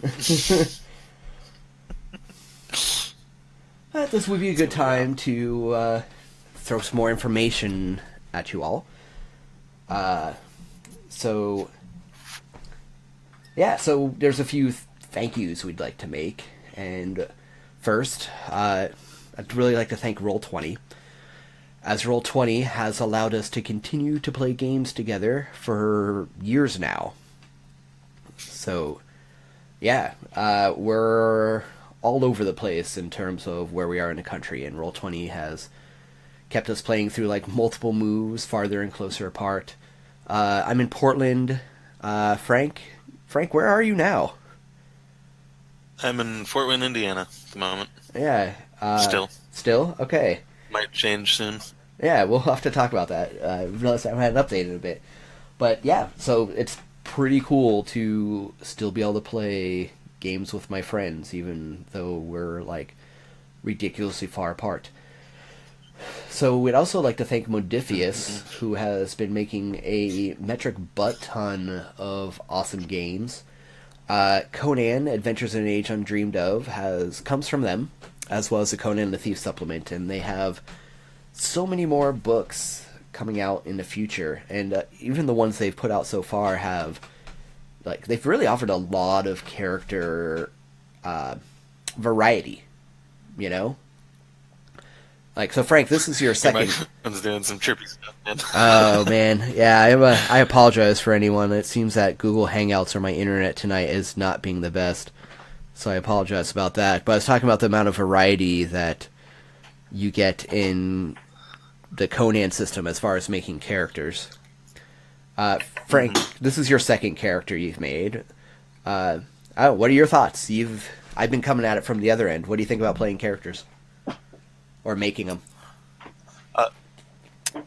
Conan's a lot of fun the way they make it. It actually kind of like builds a lot of story of your character like into it. Like as you make your character, you get your stats from kind of like story-esque aspects. Like, for instance, I have a trait where I'm branded. I have scars from committing a crime, and I have the nature curious, and I have an education in bandit, and they all just give you certain skills and everything, and you can really hone in your characters. There's a nice like variation in the skills and what the 7 stats are and everything. It's funny. It kind of reminds me of Trinity a little bit. Yeah, it's kind of, and even more so than that, like, I don't know that I've played a game that incorporates character backstory into character creation as much as this does. Like, it's almost like a lot of it is, there's no rolling dice to see what your numbers are on stats, almost all of your stats are modified by decisions you make about your character and what traits they have, be it like prepared or eagle-eyed, or perhaps like parts of their history, and it's kind of neat. Yeah, maybe you're a nobleman, or maybe you come from a wealthy family, or maybe you're just like a soldier by birth, or and you can kind of mix and match these things as you go along. Yeah, and by the time you're done, it feels like you know a lot more about your character. It's like it's a cool backstory, character creation in this game. Mm-hmm. Oh yeah, it's a lot of fun because you can do it randomly. You can select certain things that you would want to do, but then there's so many different options that it's fun to just kind of roll the dice sometimes. Mm-hmm. Yeah, all the trait and story background stuff is all on tables, and you can just roll it. I think characters in that game we did before this, where we rolled everything. Yeah, and those were our first characters we ever made. So it's kind of neat to just like, you roll to see what traits you have, you roll to see what your like history was, and somehow that completely worked. And it was neat those were fun characters. They each one seemed to really have. They were all very distinct. They all seemed to have very much a life of their own, and for a game that doesn't have classes per se, like, it does kind of have archetypes, but the archetypes, they feel different than classes somehow. I don't know that I can explain it. They don't feel as solid and constricting. They give you a vague idea of things you can do. But it's very amorphous. There's not a lot of rigid categories in this game. No, your archetype just gives you, certain bonuses to abilities and then and skills, but you can, through other means, your cast, your traits, your Story, yeah, education. there's plenty of other options that can help you. Say, for instance, we're playing thieves, but you could play a thief that is a sorcerer as well. Like, it's not, or that's good with crafting, or there's just so many different options to really fill out your character the way you want to. Mm-hmm. Yeah. Like a little depth, And then the talent pool trees are pretty awesome. Yeah. Which are special abilities, feats in Dungeons and Dragons, basically. Yeah. Yeah. But so many more of them. Yeah, and a lot of them are pretty specific and kind of boost Equally certain types of.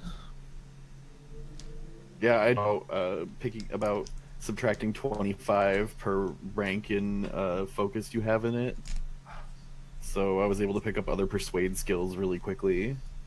Yeah, exactly. From last session, so now I have like a million more skills.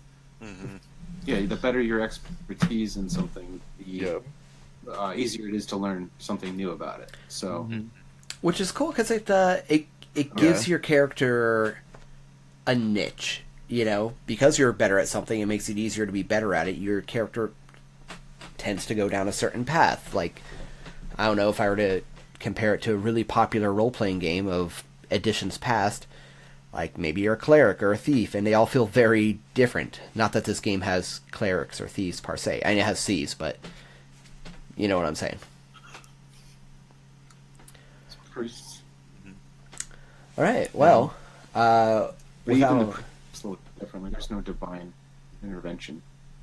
It's more of like a counseling and healing type of class than drawing power magically from the gods and healing your party. It's like you have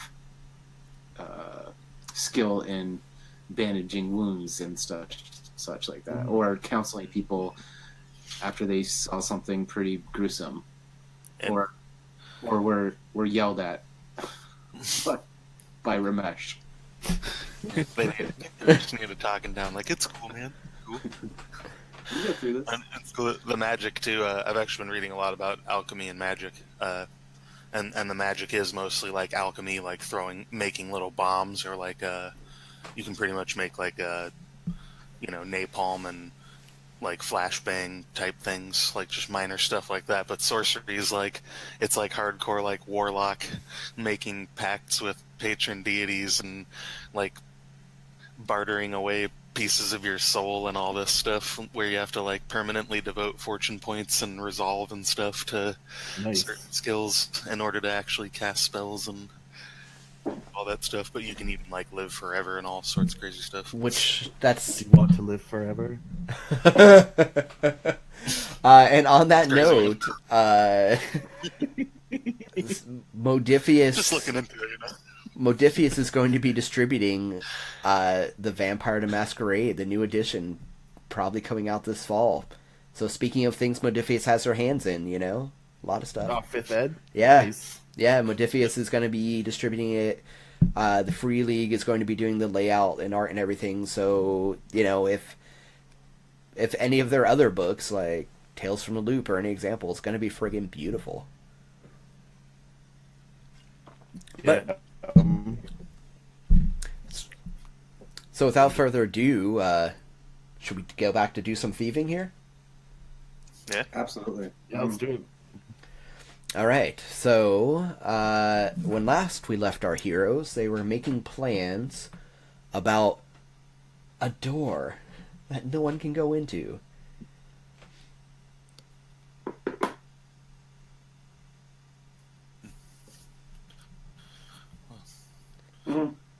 Okay, so maybe we can get the... What's the... Dina? Drina. Maybe we can get her to make, a fuss to get her master to come out. Or to call the guards. I can hide the So door. let's going on record. The room that won't let anyone into is not his bedroom. Yes. Okay, cool. Then as you were. Is that room guarded? Yeah. Is his bedroom guarded? His bedroom is, well, if you ask Drina, Drina will Okay. tell you that yes, it is guarded, but the best guards are actually at the other room, not his bedroom.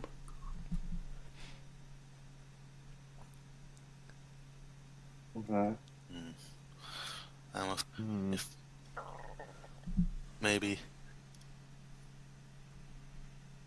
Drina can get them to run away, or maybe Calimere can imitate Carradin's voice and try to lead them away, and then we can sneak into the room real quick.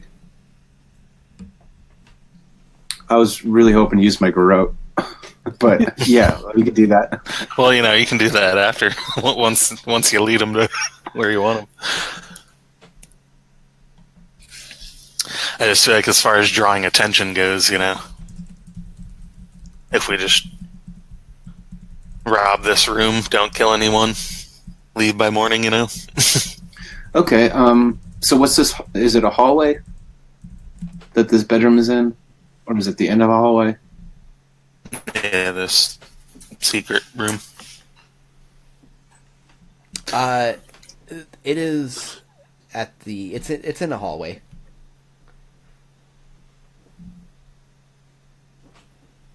Like at the end of a hallway, or Like toward the middle. Okay, of the so hallway. I think I'm gonna try to imitate Carradin's voice from down the hallway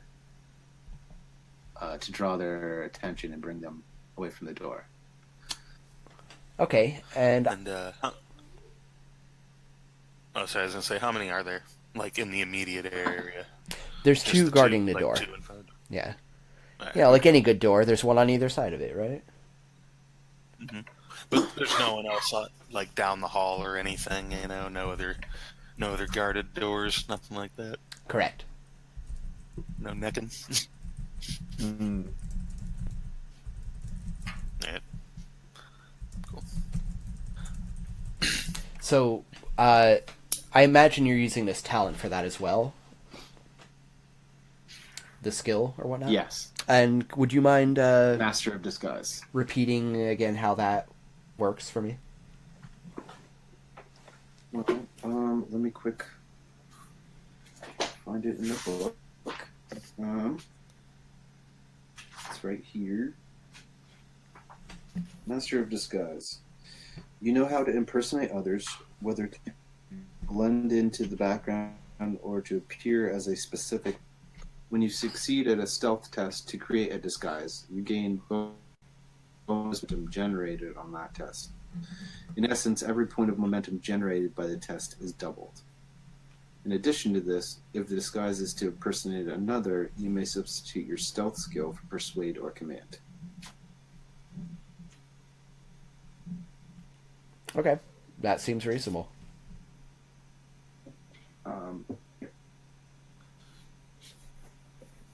And then stealth to use persuade. Okay, so I'm going to use 2 momentum to create to practice his voice quick.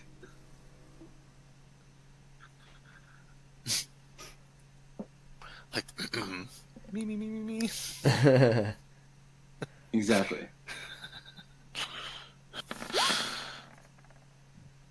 Ooh, nice.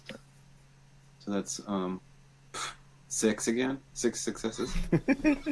That And how many momentum do I gain for that? I'm gonna say you gained 4. I'm gonna say you needed 2 to make this work. Okay, well that's 8 then. So your max is 9. So just keep that in mind.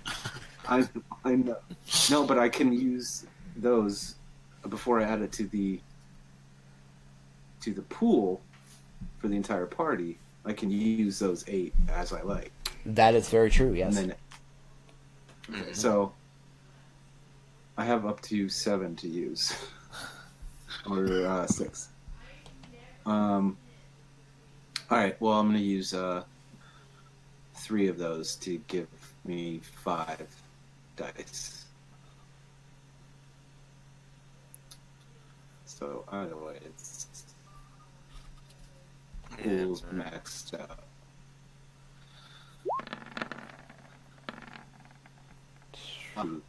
Can I re-roll anything?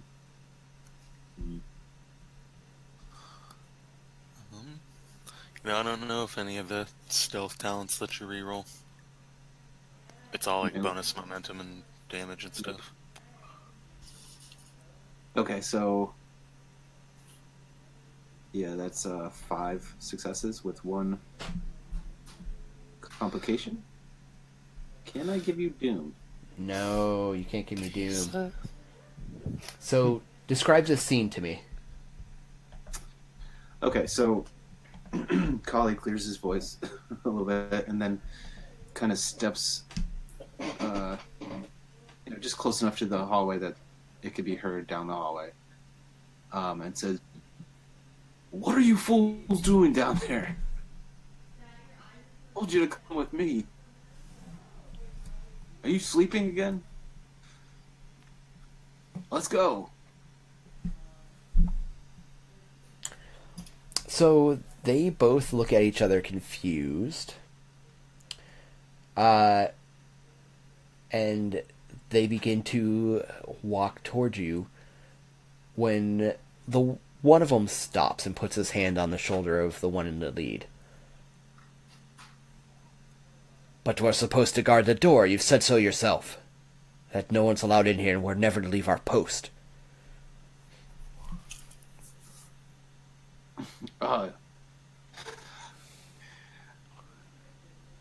That was an hour ago, or that was 2 hours ago.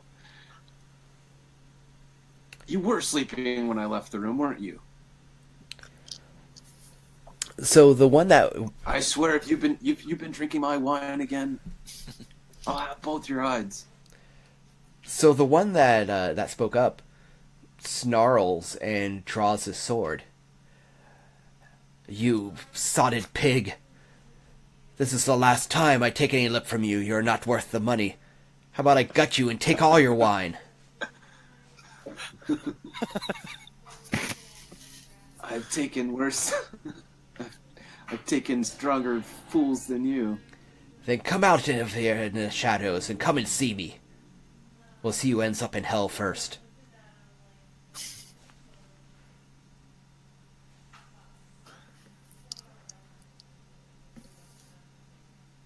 So what's everyone else? I'll just fetch the other guards.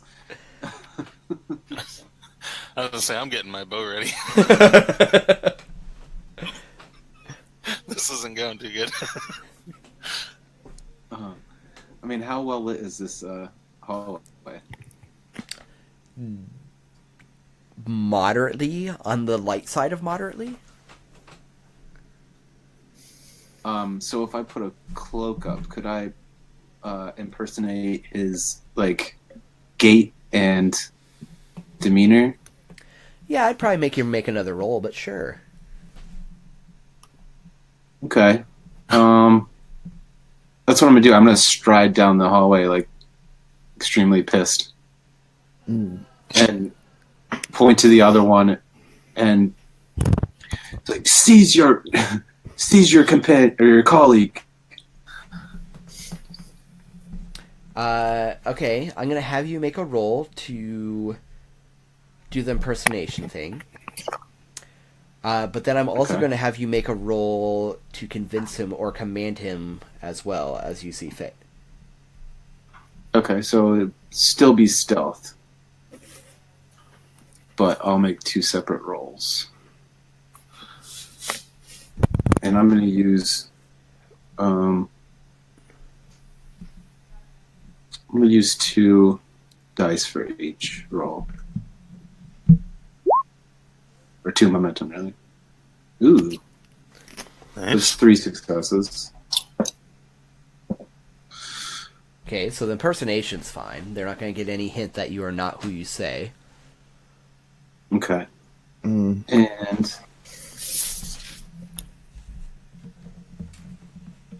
And that was needed. I needed 3. I'm going to say you needed 2 at this point.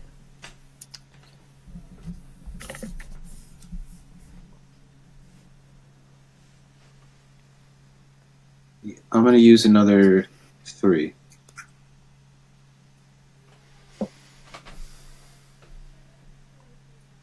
You know what? Fuck that. I'm using a fortune point. First Nice. fortune point expenditure Yeah, of there the you go. game. And I'm only using 1 momentum to give me an additional. Or no, you can. It counts as 1 dice, right? Yeah, it counts as a Unfortunately. dice So- that rolled a 1. Okay, so I'm going to use 2.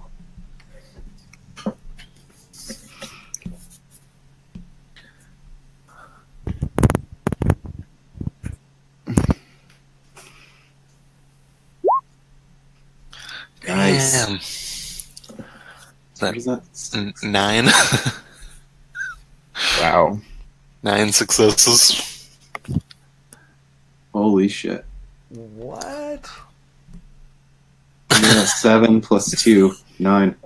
He's the master, guys. Turtle. Turtle.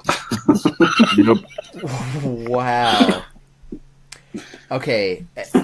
Repeat what this was for. I was confidently striding down the hallway and commanded the other dude who didn't draw his sword or rebel to seize the one who did. To seize the one that's like stood up to me. Okay, so he draws his weapon and points it to the throat of the man who had drawn his sword. And rather than go through a long drawn out NPCs rolling against each other battle right now, we're going to say this ends with the rebellious one pinned against a wall while the other one holds the sword to his throat.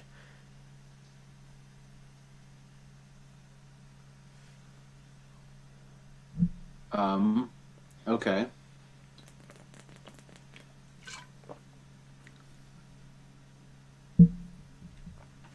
Shit, I should have just told him to kill him. So, Ramesh, are you there with them as this is happening? Are you like... I was just pondering whether or not I was about to interject, but it was going so well I didn't want to. I didn't want to step in. However, I'd be with them at this hijinks, I guess. Okay. This seems like shenanigans. I'm ready to go, and if we have to like bounce out of here at a moment's notice, I want to be with the crew. So, I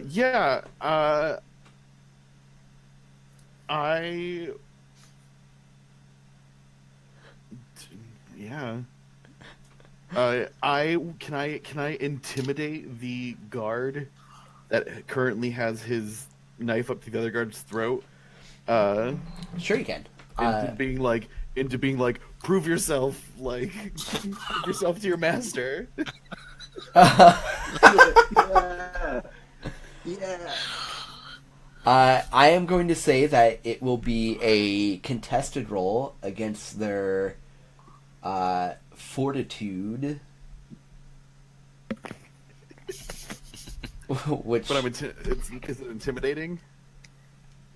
Discipline? I would say so. So I'm intimidating, but intimidating you use persuade, I guess.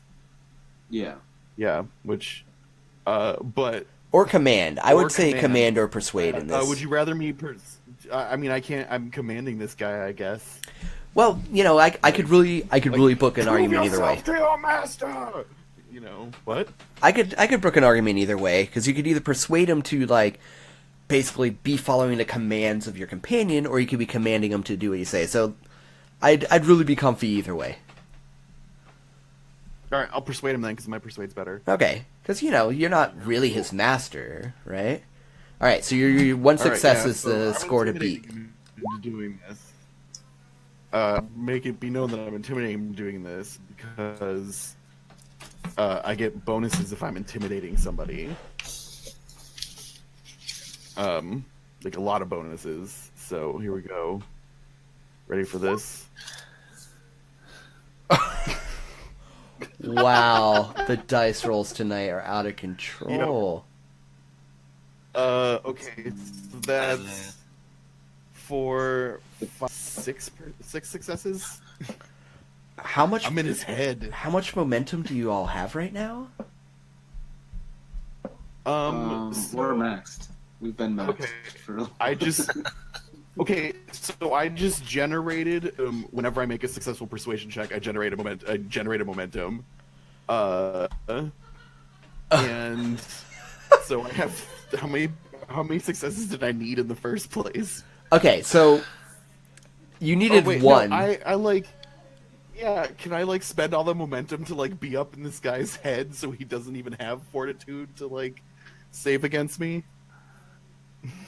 He's like, no, that's a great idea. I mean, You're really, right, it would impress him. he only rolled one success, so that's you have 6 points of momentum you can spend immediately on things if you want. Which, it might be a decent time to look at the Prove chart. yourself to your master, then immediately take the night off.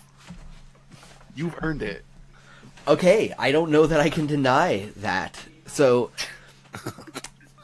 the guy pinned against the wall looks at him. Bill, no, I thought we were friends. We had bowling league together. And the sword goes into his throat, and it's done so well he doesn't even make that much of a commotion to alert any nearby anyone's. Yes, yours is the hand of justice. Which, as Wow, I'm getting really Son of Sam over here. Sorry about that. Yeah, well, yours is the hand of Michael. And Bill, pretty sure he's going to be getting a raise from all this, is going to take the night off and is pretty satisfied about it. Yep. Well, because we can't leave any witnesses, as a small smile crosses his lips, a strong metal wire slips over his neck. You just had to grunt something. I had to. Okay. You had no choice. So I'm going to say, if you can make me That's momentum on that Karo. if you can make me a stealth check, he won't know you're coming, and I will let you make an attack without giving him a chance to defend against it. Okay. You have so much momentum. Yeah, this is off the rails. I used to. So, guys, his rolls are crazy, man. one of the things I've learned in this session thus far is if I present this party with a story that's a mix of stealth and social skills, that there will be no momentum left for anyone else playing this game anywhere, because you will have it all. Oh, is that a complication? So 4 successes and a complication. couldn't be. Oh, nat 20. Mm-hmm. So how do you want to? I'll let you tell me how you want to spend those successes. In doing well. Can I ensure that he doesn't make a sound? Oh, I'm afraid not. No.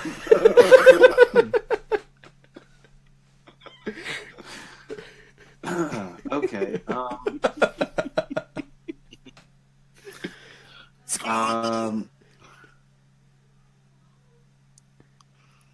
I'd like to.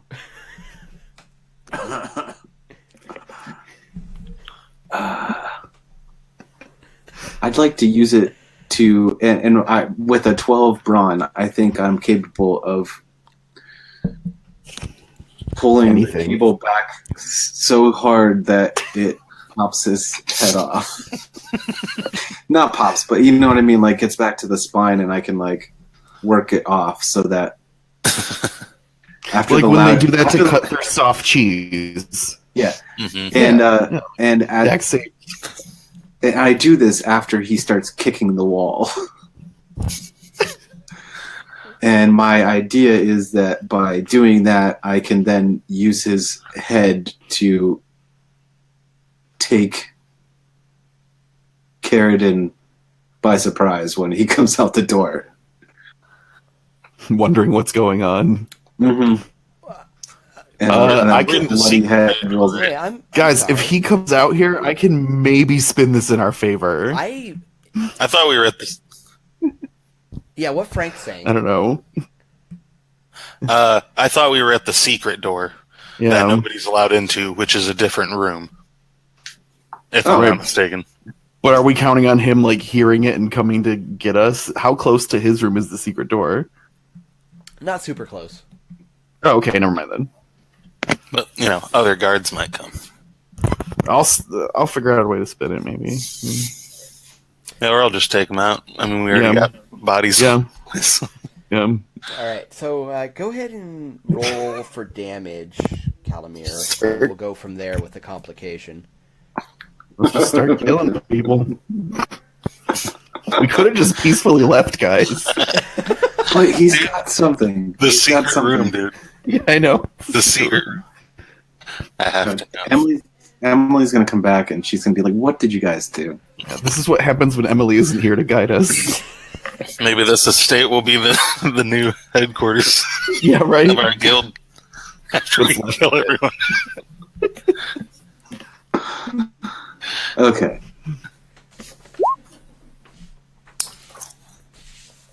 Alright, so it's 4 plus effect, which is Unforgiving 3, Grappling, and Hidden 2. So Hidden 2 doesn't really matter. Ishtar's sacrifice. So he's grappled, and Unforgiving, what does that do? I can't remember. It adds vicious and intense. If you're stealthed. Or no, if you exploited him, that's what it is. You have to exploit him first. Oh, really? Mm-hmm. And then Unforgiving adds whatever the number is of vicious, and then intense, which is not a numbered thing. Damn it. Well, either way, he's grappled. Okay, so I'm sorry. How much damage and he's grappled? 4, I guess, since I didn't exploit. I didn't quite realize that. Well, we all learned something today.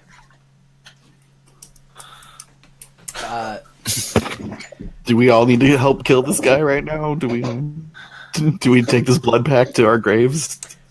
Well, I mean, technically, you all do get a turn before he gets a turn. He does, however, let out a loud yelp right before his airway is cut off.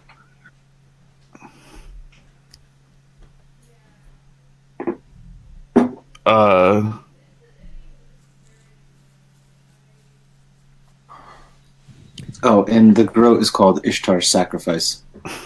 That's dope. Nice. Here's a thought. What if we take the other guard's sword and stab it into this guy, and then claim guard fight. Or I could just pop out and shoot him with an arrow. That leads back to you because you're the arrow guy. I'm just saying. That's not a bad idea. Yeah, it really isn't. I pick up the sword and it's like all shaky in my hand, and I obviously look like I have no idea how to hold it. Be careful you don't stab me with that thing. Yeah, do you know how to? The one not garroting, do you know how to do this? Yeah, Griffin runs over and I'm like, Griffin, can you? grabs the sword out of Ramesh's hand and stabs this dude. Thank you. I'm gonna use a fortune point just to make sure it happens. Griffin's determined. Yep. And a momentum. Nice. So that's 4 successes. That's certainly going to be more than enough. Yeah.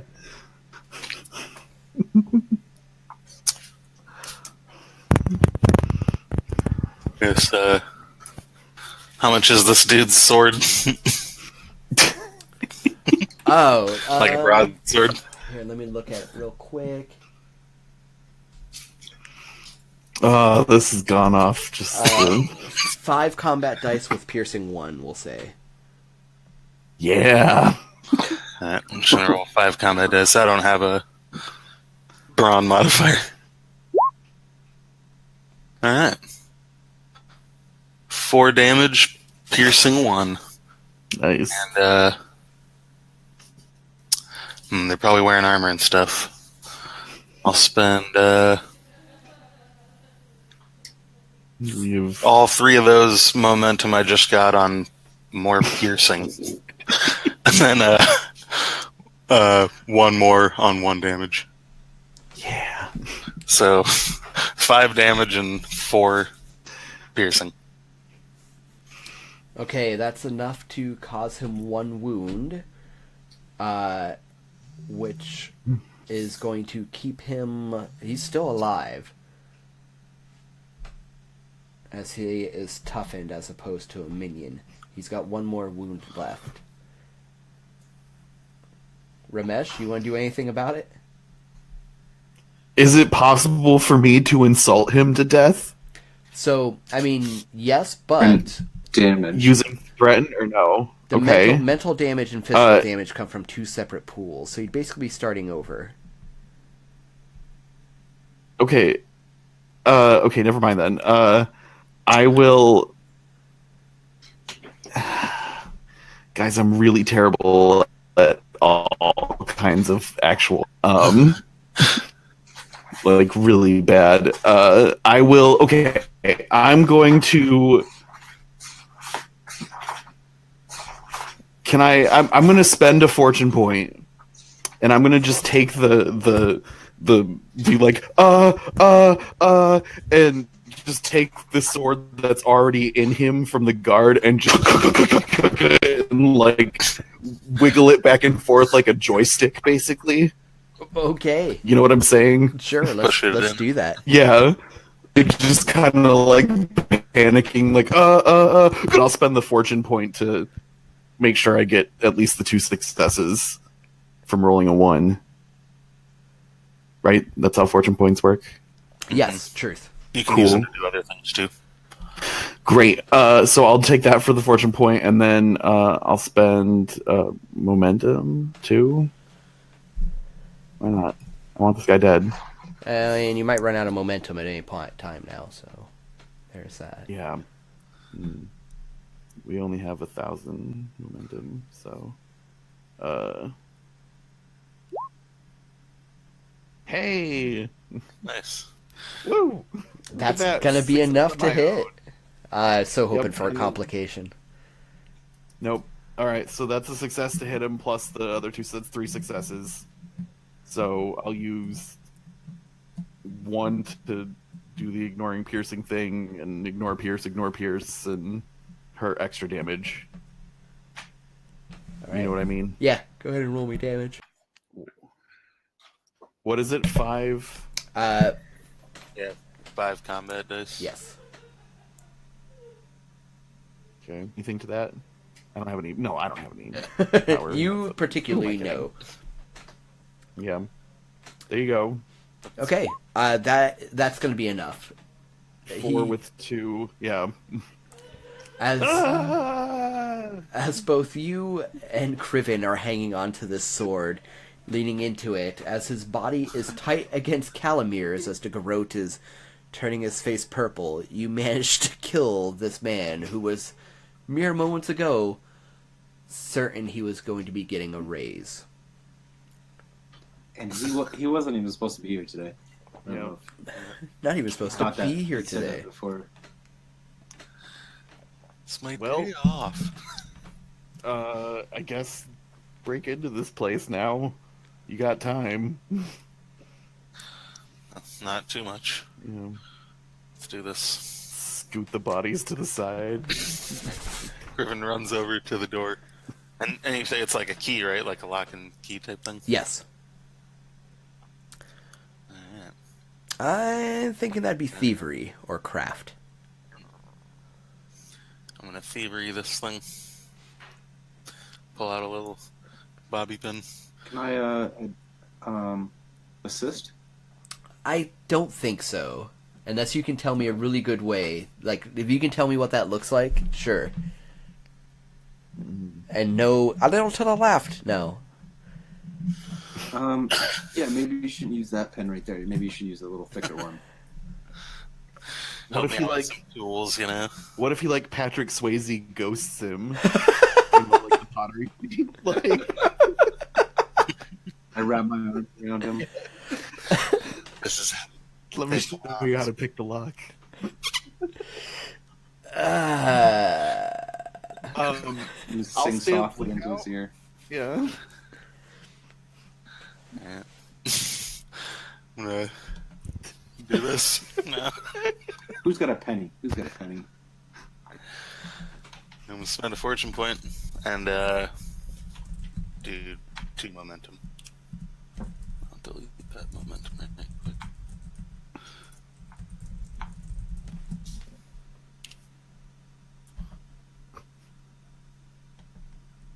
Come on.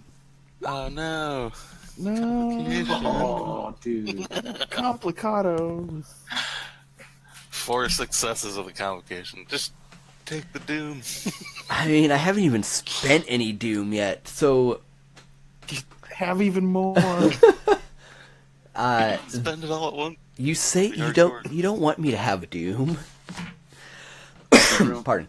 The door blows up. So you hear a click as you... how many did you get? 2? Okay, you needed 2. So that's not a extra momentum.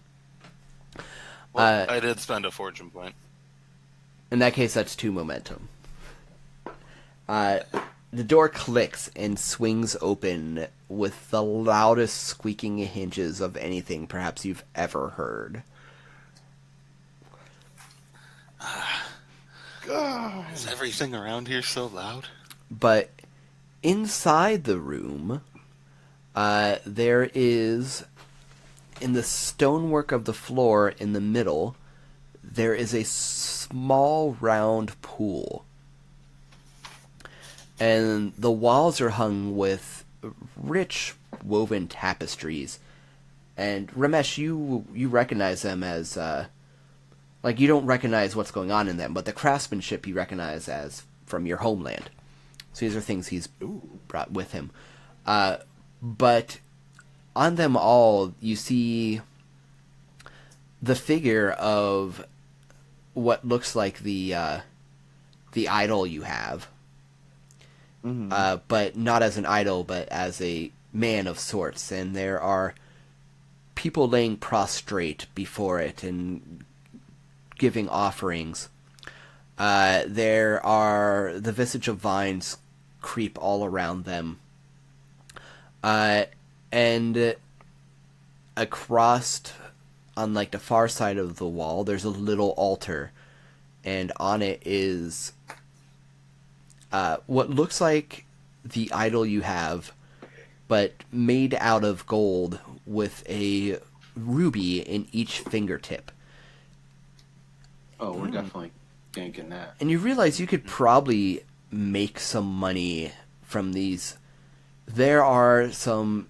So You'd probably be able to sell the tapestries as well back in Shadowzar. Can I have a power called Gilded, which is in every scene you can attempt a free average thievery or craft test to gain a general feel of the wealth of a particular non-player character or the relative worth of an environment.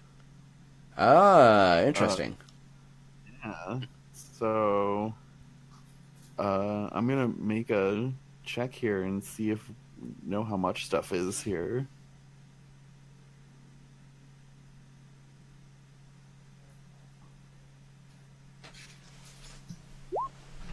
Yay, I got one success, which is what I needed. Okay. Relatively, you think you could probably sell all of these things for about 50 gold? Ooh. Damn. Yeah, take those. And the The gold statue, of course. Yep. Criven runs over to that. Are there any books in this room? No books. I'm wondering about traps. Scrolls or anything like that? No scrolls. What's this pool in the middle made out of? Like, what's pooled in it? Some sort of green murky liquid. That ain't right. Would a knowledge sorcery tell me anything about it? That's a great question.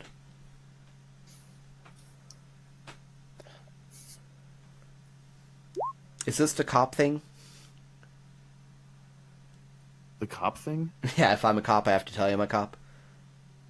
That's an insight test. Ah, So got it. no, this is not the insight test. I did get a success on my sorcery check, though. Just one. One success? Okay. Yes. I mean, not that you know of. You haven't really seen many magical pools in your life. And maybe it could be. Who knows? You can't sell liquid, or you can't sell a pool. So Yeah. let's get these tapestries down and roll them up quick. Yeah, the half-barrels would disagree at the you can't sell liquid. Yeah. Oh, that's not what I meant. You can't sell a pool. So Man. this little golden statue, it's just like the other little idol we have. It's a bit Maybe bigger. that's snake oil, Ramesh. Yeah, it's Bigger. yeah. I mean, It's- can I Good. what? Oh, can I take one of my snake oil bottles and fill it up with some of this stuff? You sure can. Cool. Great. So, I am going to spend Bottle of some cool, doom. gross water. Uh, Yay! you doomed yourself. Yeah, whatever. That'll happen. Everyone give me an observation test, unless you don't want to. An observation test. I'm going to spend a doom to make it harder. I gotta. Let's spend a momentum to roll another dice. Yeah. I have a decent score. It's alright.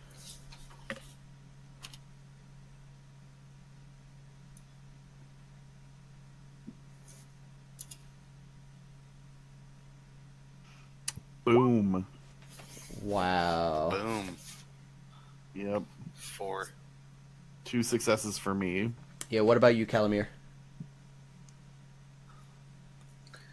Oh, that would be. And you don't have to make it. I'm not going to make you roll. Nice. Look at Fuck. that. Wow, you are all ridiculous right now.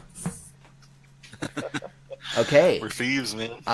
Now, and I'm going to explain this all in a moment, I'm going to have you all make discipline checks. Ooh. Okay. Ooh. I'm gonna. I'm using a fortune point, honestly. I'm gonna spend a momentum for an extra die. I suspect And, something's going wrong. How high was that roll? How high did that need to be? Oh, I'm not going to tell you How that. much momentum?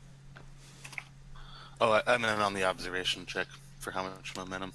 Oh, okay, fair. It was a 2. Observation 2. Cool, so it's 2. But I think your momentum's already maxed, yeah? No, we're down to like 3. I think We that... were. Yeah, now we have, like, I think 8. Or... I'm using 2 of mine. The 2 that I generated. Yeah, same here. And a fortune.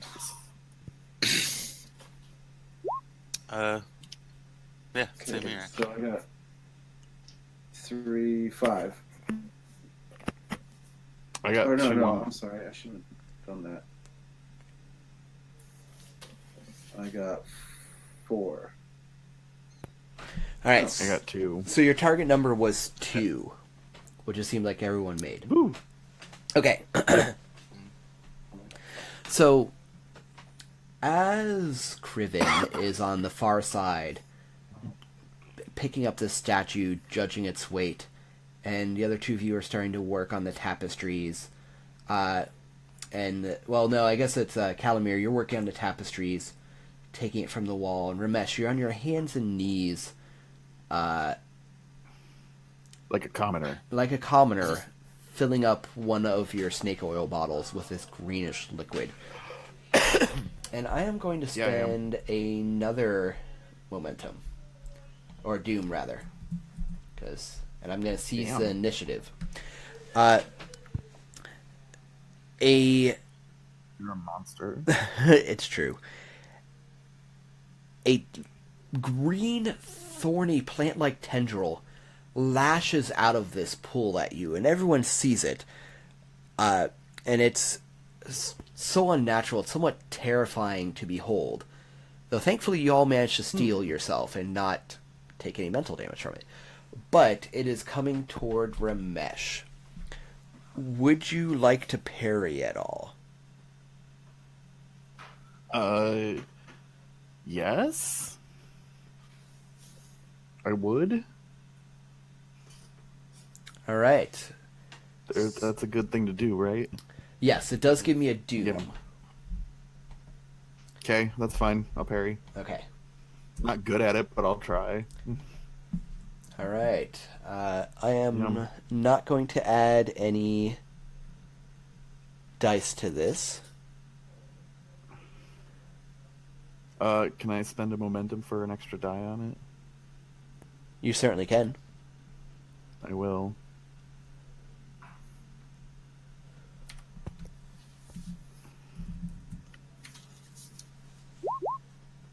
Alright, so I have 2 successes. Oh, I'm dying. Not great. 0 successes and a peril. Complicated. Yeah. Guess who's getting dragged into the water, gang? Oh, it's like you knew. Not if I can help it. Do you have any armor on?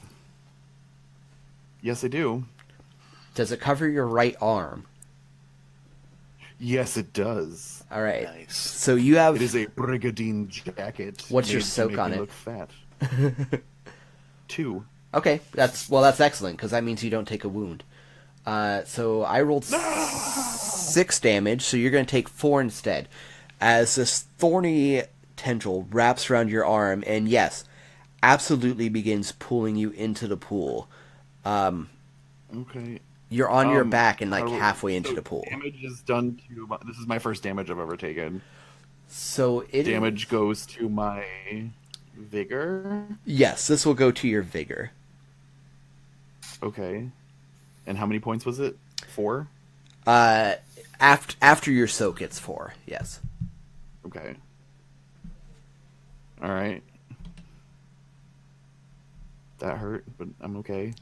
All right, so that's going to put It only took half of my hit points. that's going to put the action on all of you. Griffin, upon seeing this, just drops the little statue back on its pedestal, whips out his bow, knocks an arrow and lets it fly in like a heartbeat. Almost does a fall in one motion. All fancy. I'll spend 1 momentum on that.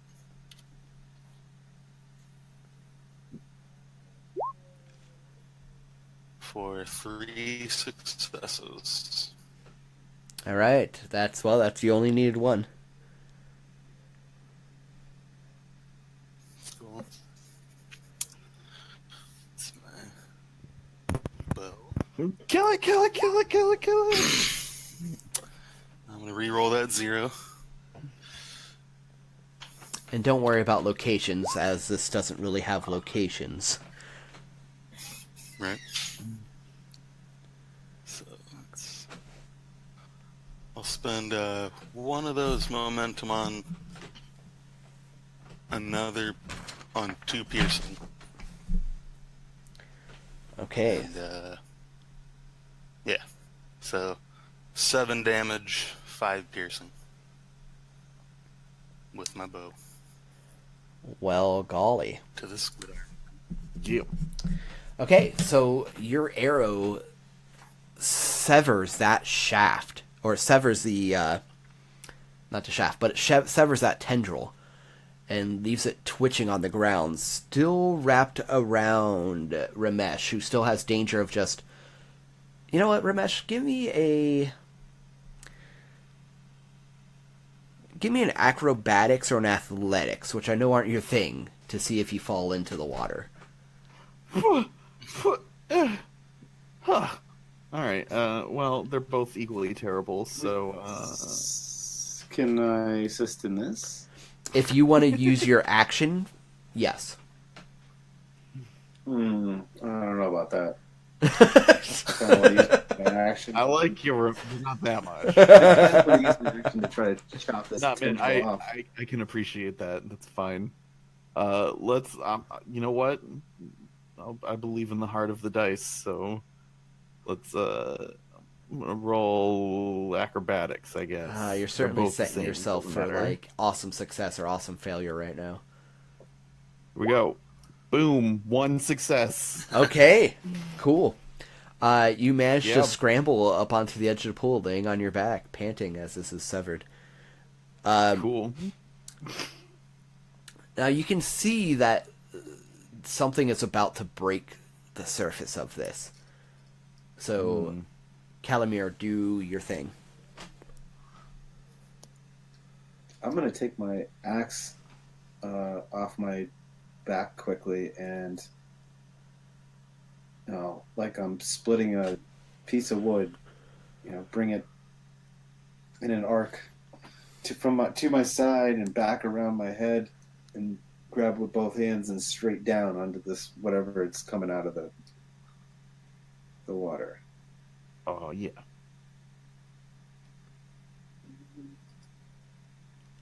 And we got some momentum. Yeah, we do. We got like 8 out of 9 momentum here. 3. Let's make this Make it happen. hopefully work without complete. Yeah. Oof. Yep. What? You just rolled Yeah, that's 7? 7. Okay. 7 successes. I rolled 5 dice. That's all the momentum back. Which is all that you can roll. 5 is your max.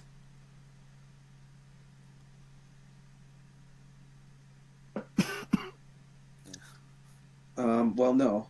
I used 3, so there 5 in the pool left. But I have. So how many did I need, James? Just regular melee. Just 1. Okay, 6. I'm going to use 1 to ignore soak and 1 to add. Well, I can choose that after I roll damage, right? This is true, yes. You have to spend it before you make any skill rolls, Action. but you can like add to the results afterwards.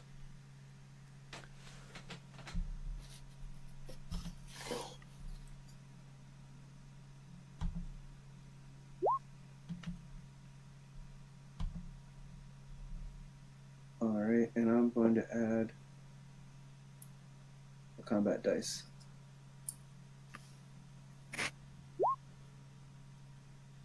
One, so 8 plus an effect. The effect is intense and vicious. Damn. So vicious adds a bonus damage, right? Yeah, Yes. for each So effect. So it's 9 plus an additional wound if it causes one. And it's ignoring 2 soak. So how much damage altogether? Oh, you rolled one 9. effect? 9? Okay. That was almost 3 wounds, if you had done one more point of damage. But it still did a lot of wounds. Okay. I am going to spend another doom, because... Okay, so you lose a momentum, because that's the end of the combat round. Okay. And I am going to spend a doom to seize the initiative. And I'm also going to spend 3 doom Oh, what? for its next roll. Oh no. So, as you withdraw your axe, the hungering mouth of this thing breaks out of the surface and of the water and fills the room with a terrible demonic shriek as thick green sap-like blood sprays everywhere, and you can see thorn-like teeth filling the great maw of this thing, and you can't even begin to comprehend where such a thing could have came from. So it is using an unearthly presence attack, which is going to target everyone in the area of it. If you want, you can give me a doom to roll, basically parry it, and roll a discipline roll against it. Who wants to do that? I certainly, I think, want to. Yeah. Probably Yeah. So you get all but one of your doom back. Yeah, take it. It's fine. Discipline. So everyone's doing it? I Yeah. don't have that much resolve, so I am not one for sticking around in hard times. I'm gonna spend 2 momentum. Oops. Bam. That's what I'm talking about. All right, so I Everyone's have disciplined. 3 successes against 3 successes against Criven. I'm using my fortune point. I did 5. I got 5. This one will be against Calamir. 4 successes against Calamir, and this one will be against Ramesh. Oh, 3 successes and 2 complications against Ramesh. Brutal. Yay!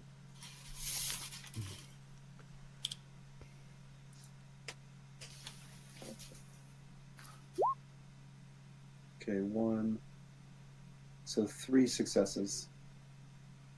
It got 4 against you, unfortunately. Fuck. Yeah,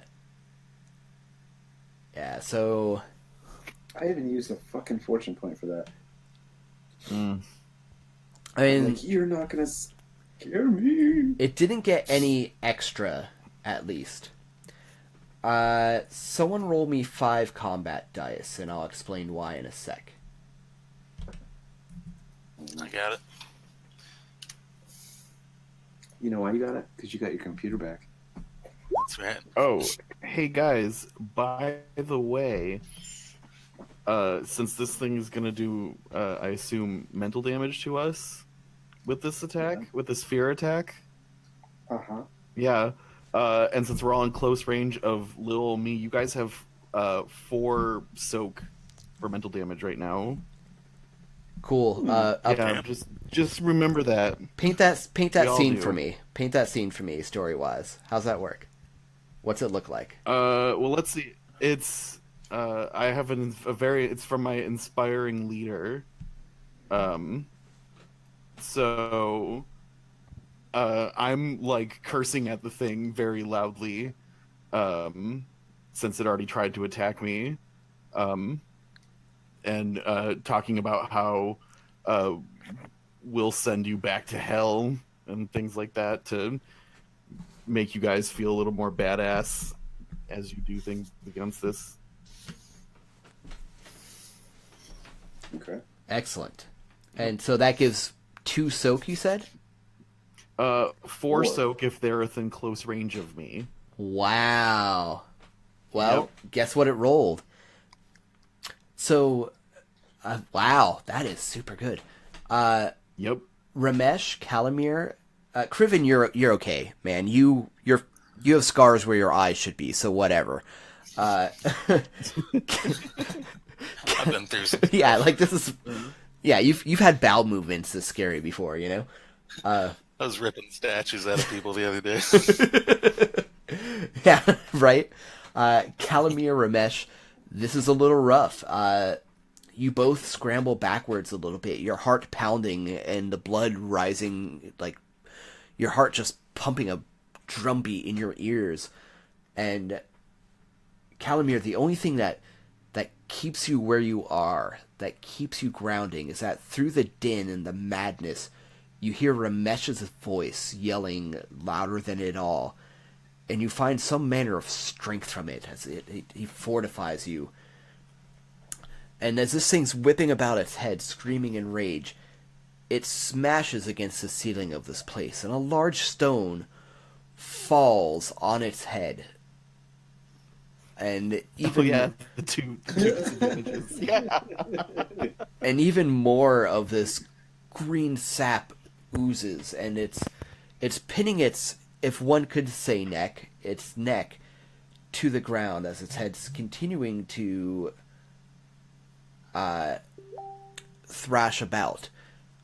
And that puts the turn on you. I pull out my groat.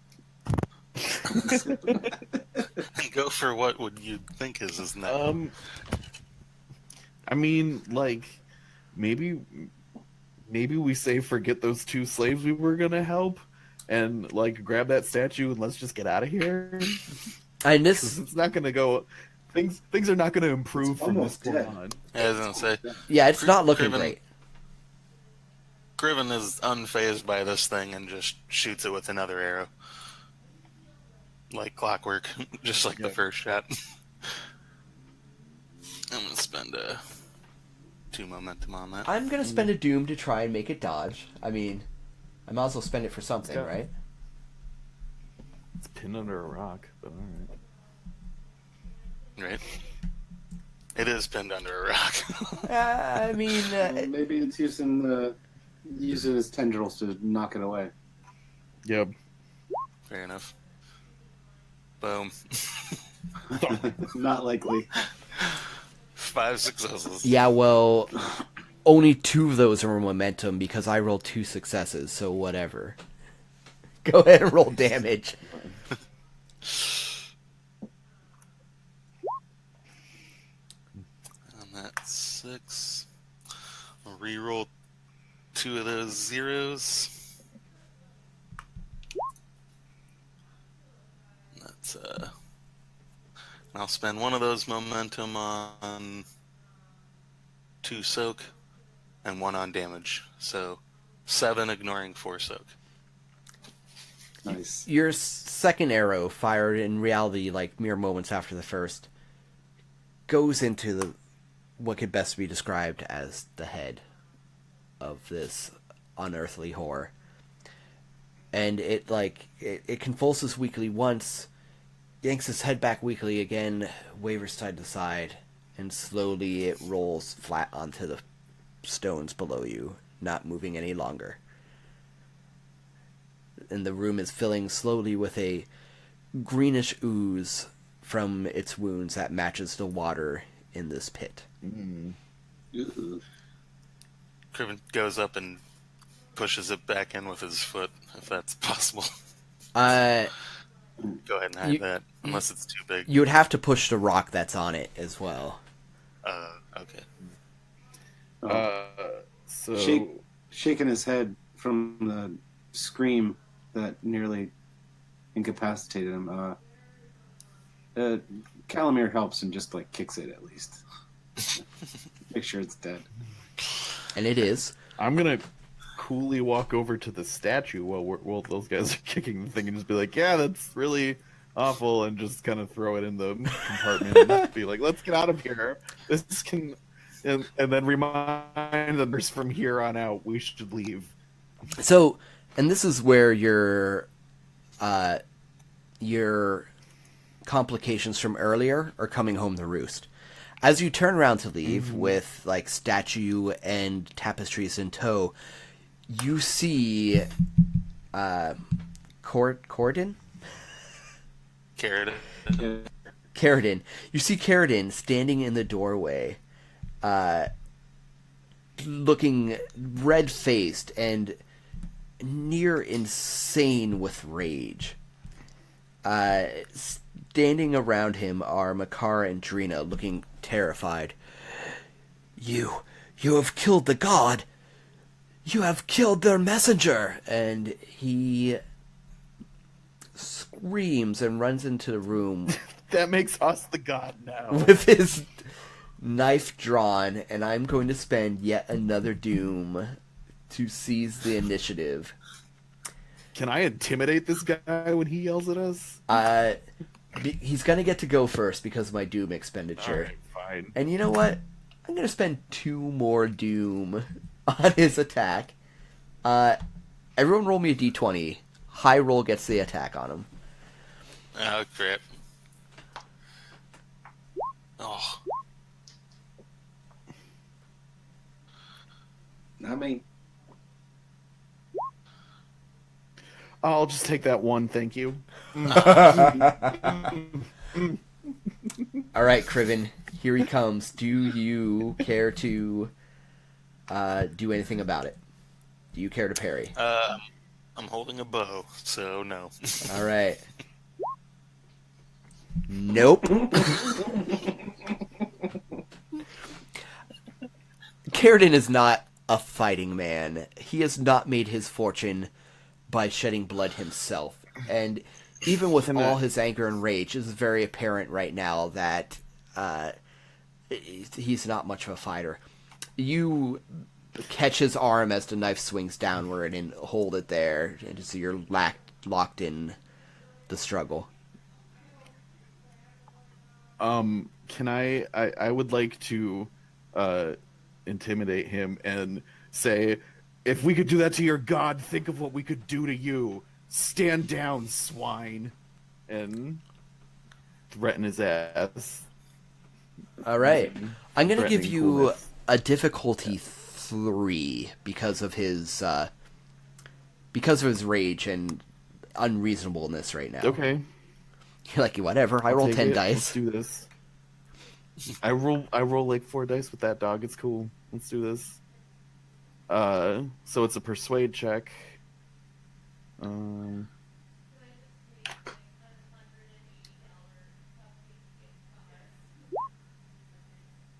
Okay, so that's 6 successes. All right, so that's 3 momentum. He Okay, so 3, and then 1. I'll spend one of those momentums to break through any mental thing, mental piercing or whatever, and then can I spend the other 2 for extra damage? Oh, okay. So you're doing like a straight up mental attack.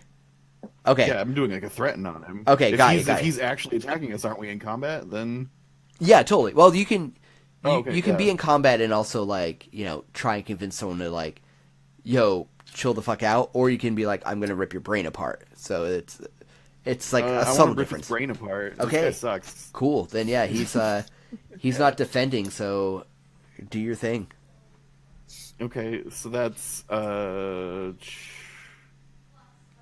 spending momentum adds to combat dice that you roll, right? Correct? Correct. Like spending momentum, you can add to the damage dice, the amount of them you roll, and you can spend it before or after. All right. So it looks like 5 damage with 2. So he's stunned. Okay, and And, he did have minion status too, so 5's going to be enough to cause him a wound. Oh wait!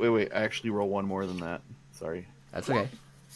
Another 2. Oh yeah, on top of that. that's definitely gonna be it. So you yell this at him, and his eyes glance toward the dead plant thing on the ground, and he starts, like, his face twitches, his eye twitches up, and he starts laughing. And Criven, you feel his arms start to go slack, the ones that you're holding that like are trying to force the knife into you, and slowly you turn the knife around facing the other way, and his arms, like, you overpower him as his mind is cracking right in front of you, and drive his own knife into his chest, and he slumps into the water. So both Drina Damn. Bastard. both Drina and Makar instantly run into the room and, like, both flock to Calamir, throwing their arms around him and, like, shaking and weeping.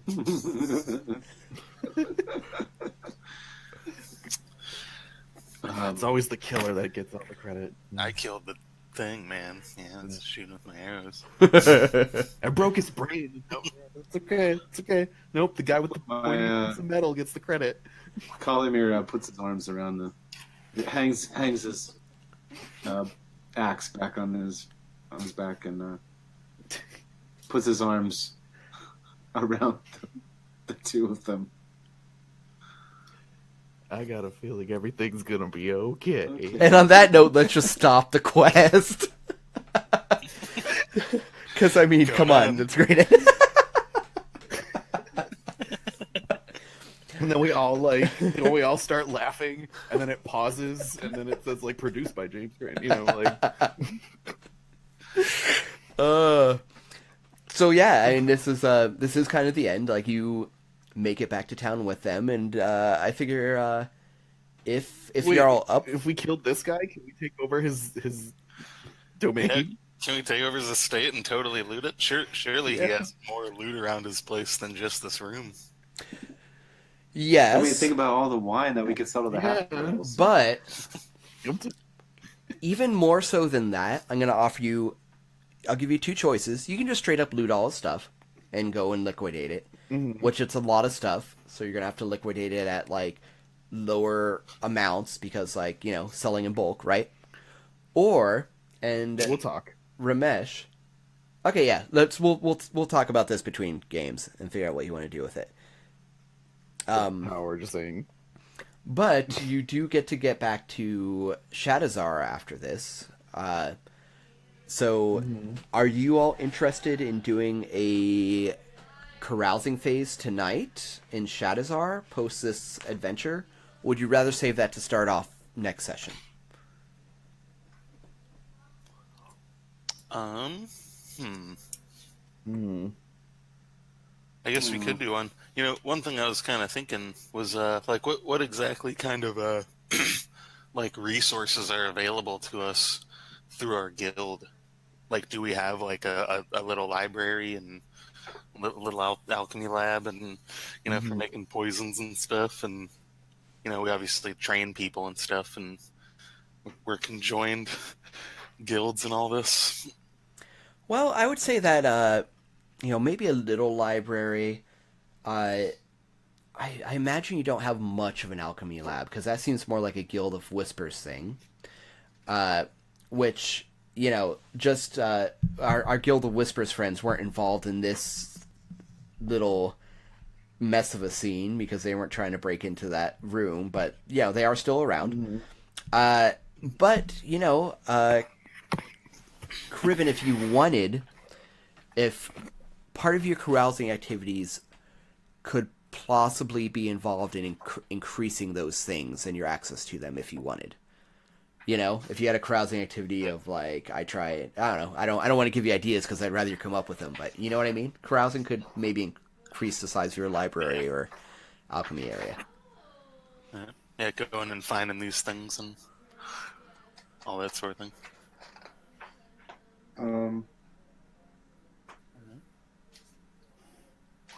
So can we take over that estate or no? Oh, the estate? Yeah. Oh, okay. Let's, I'll tell you what, let's talk about it off camera, and then we'll like reveal what happens with that Okay. next game. Okay.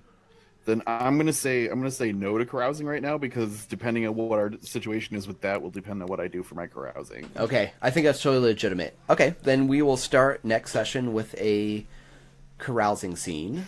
Oh, I forgot to have you all roll on the carousing table this last time. Yeah. Because Conan, yes, there's a carousing table, obviously. So next time we will. Should we roll out?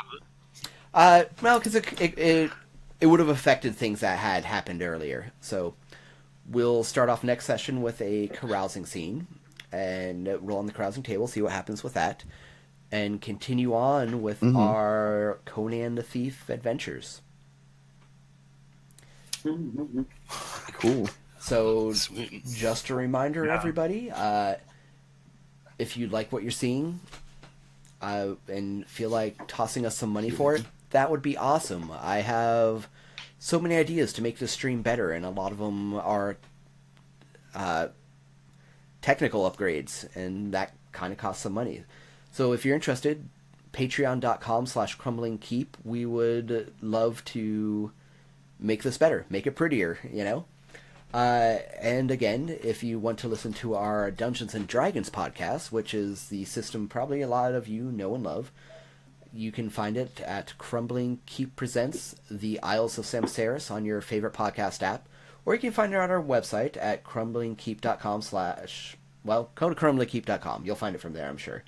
Thanks again to Roll20, the Modiphius, Sirenscape, where I usually use a lot more sounds from Sirenscape, but they didn't make it into today's episode. But Sirenscape is great. They provide great ambiance for games. And if you're interested... That's SYRINSCAPE? Yes, SYRINSCAPE. And if you are interested in Conan, Adventures in an Age Undreamed of, which is like... It's truly a great system. I love it. You can find links in the video description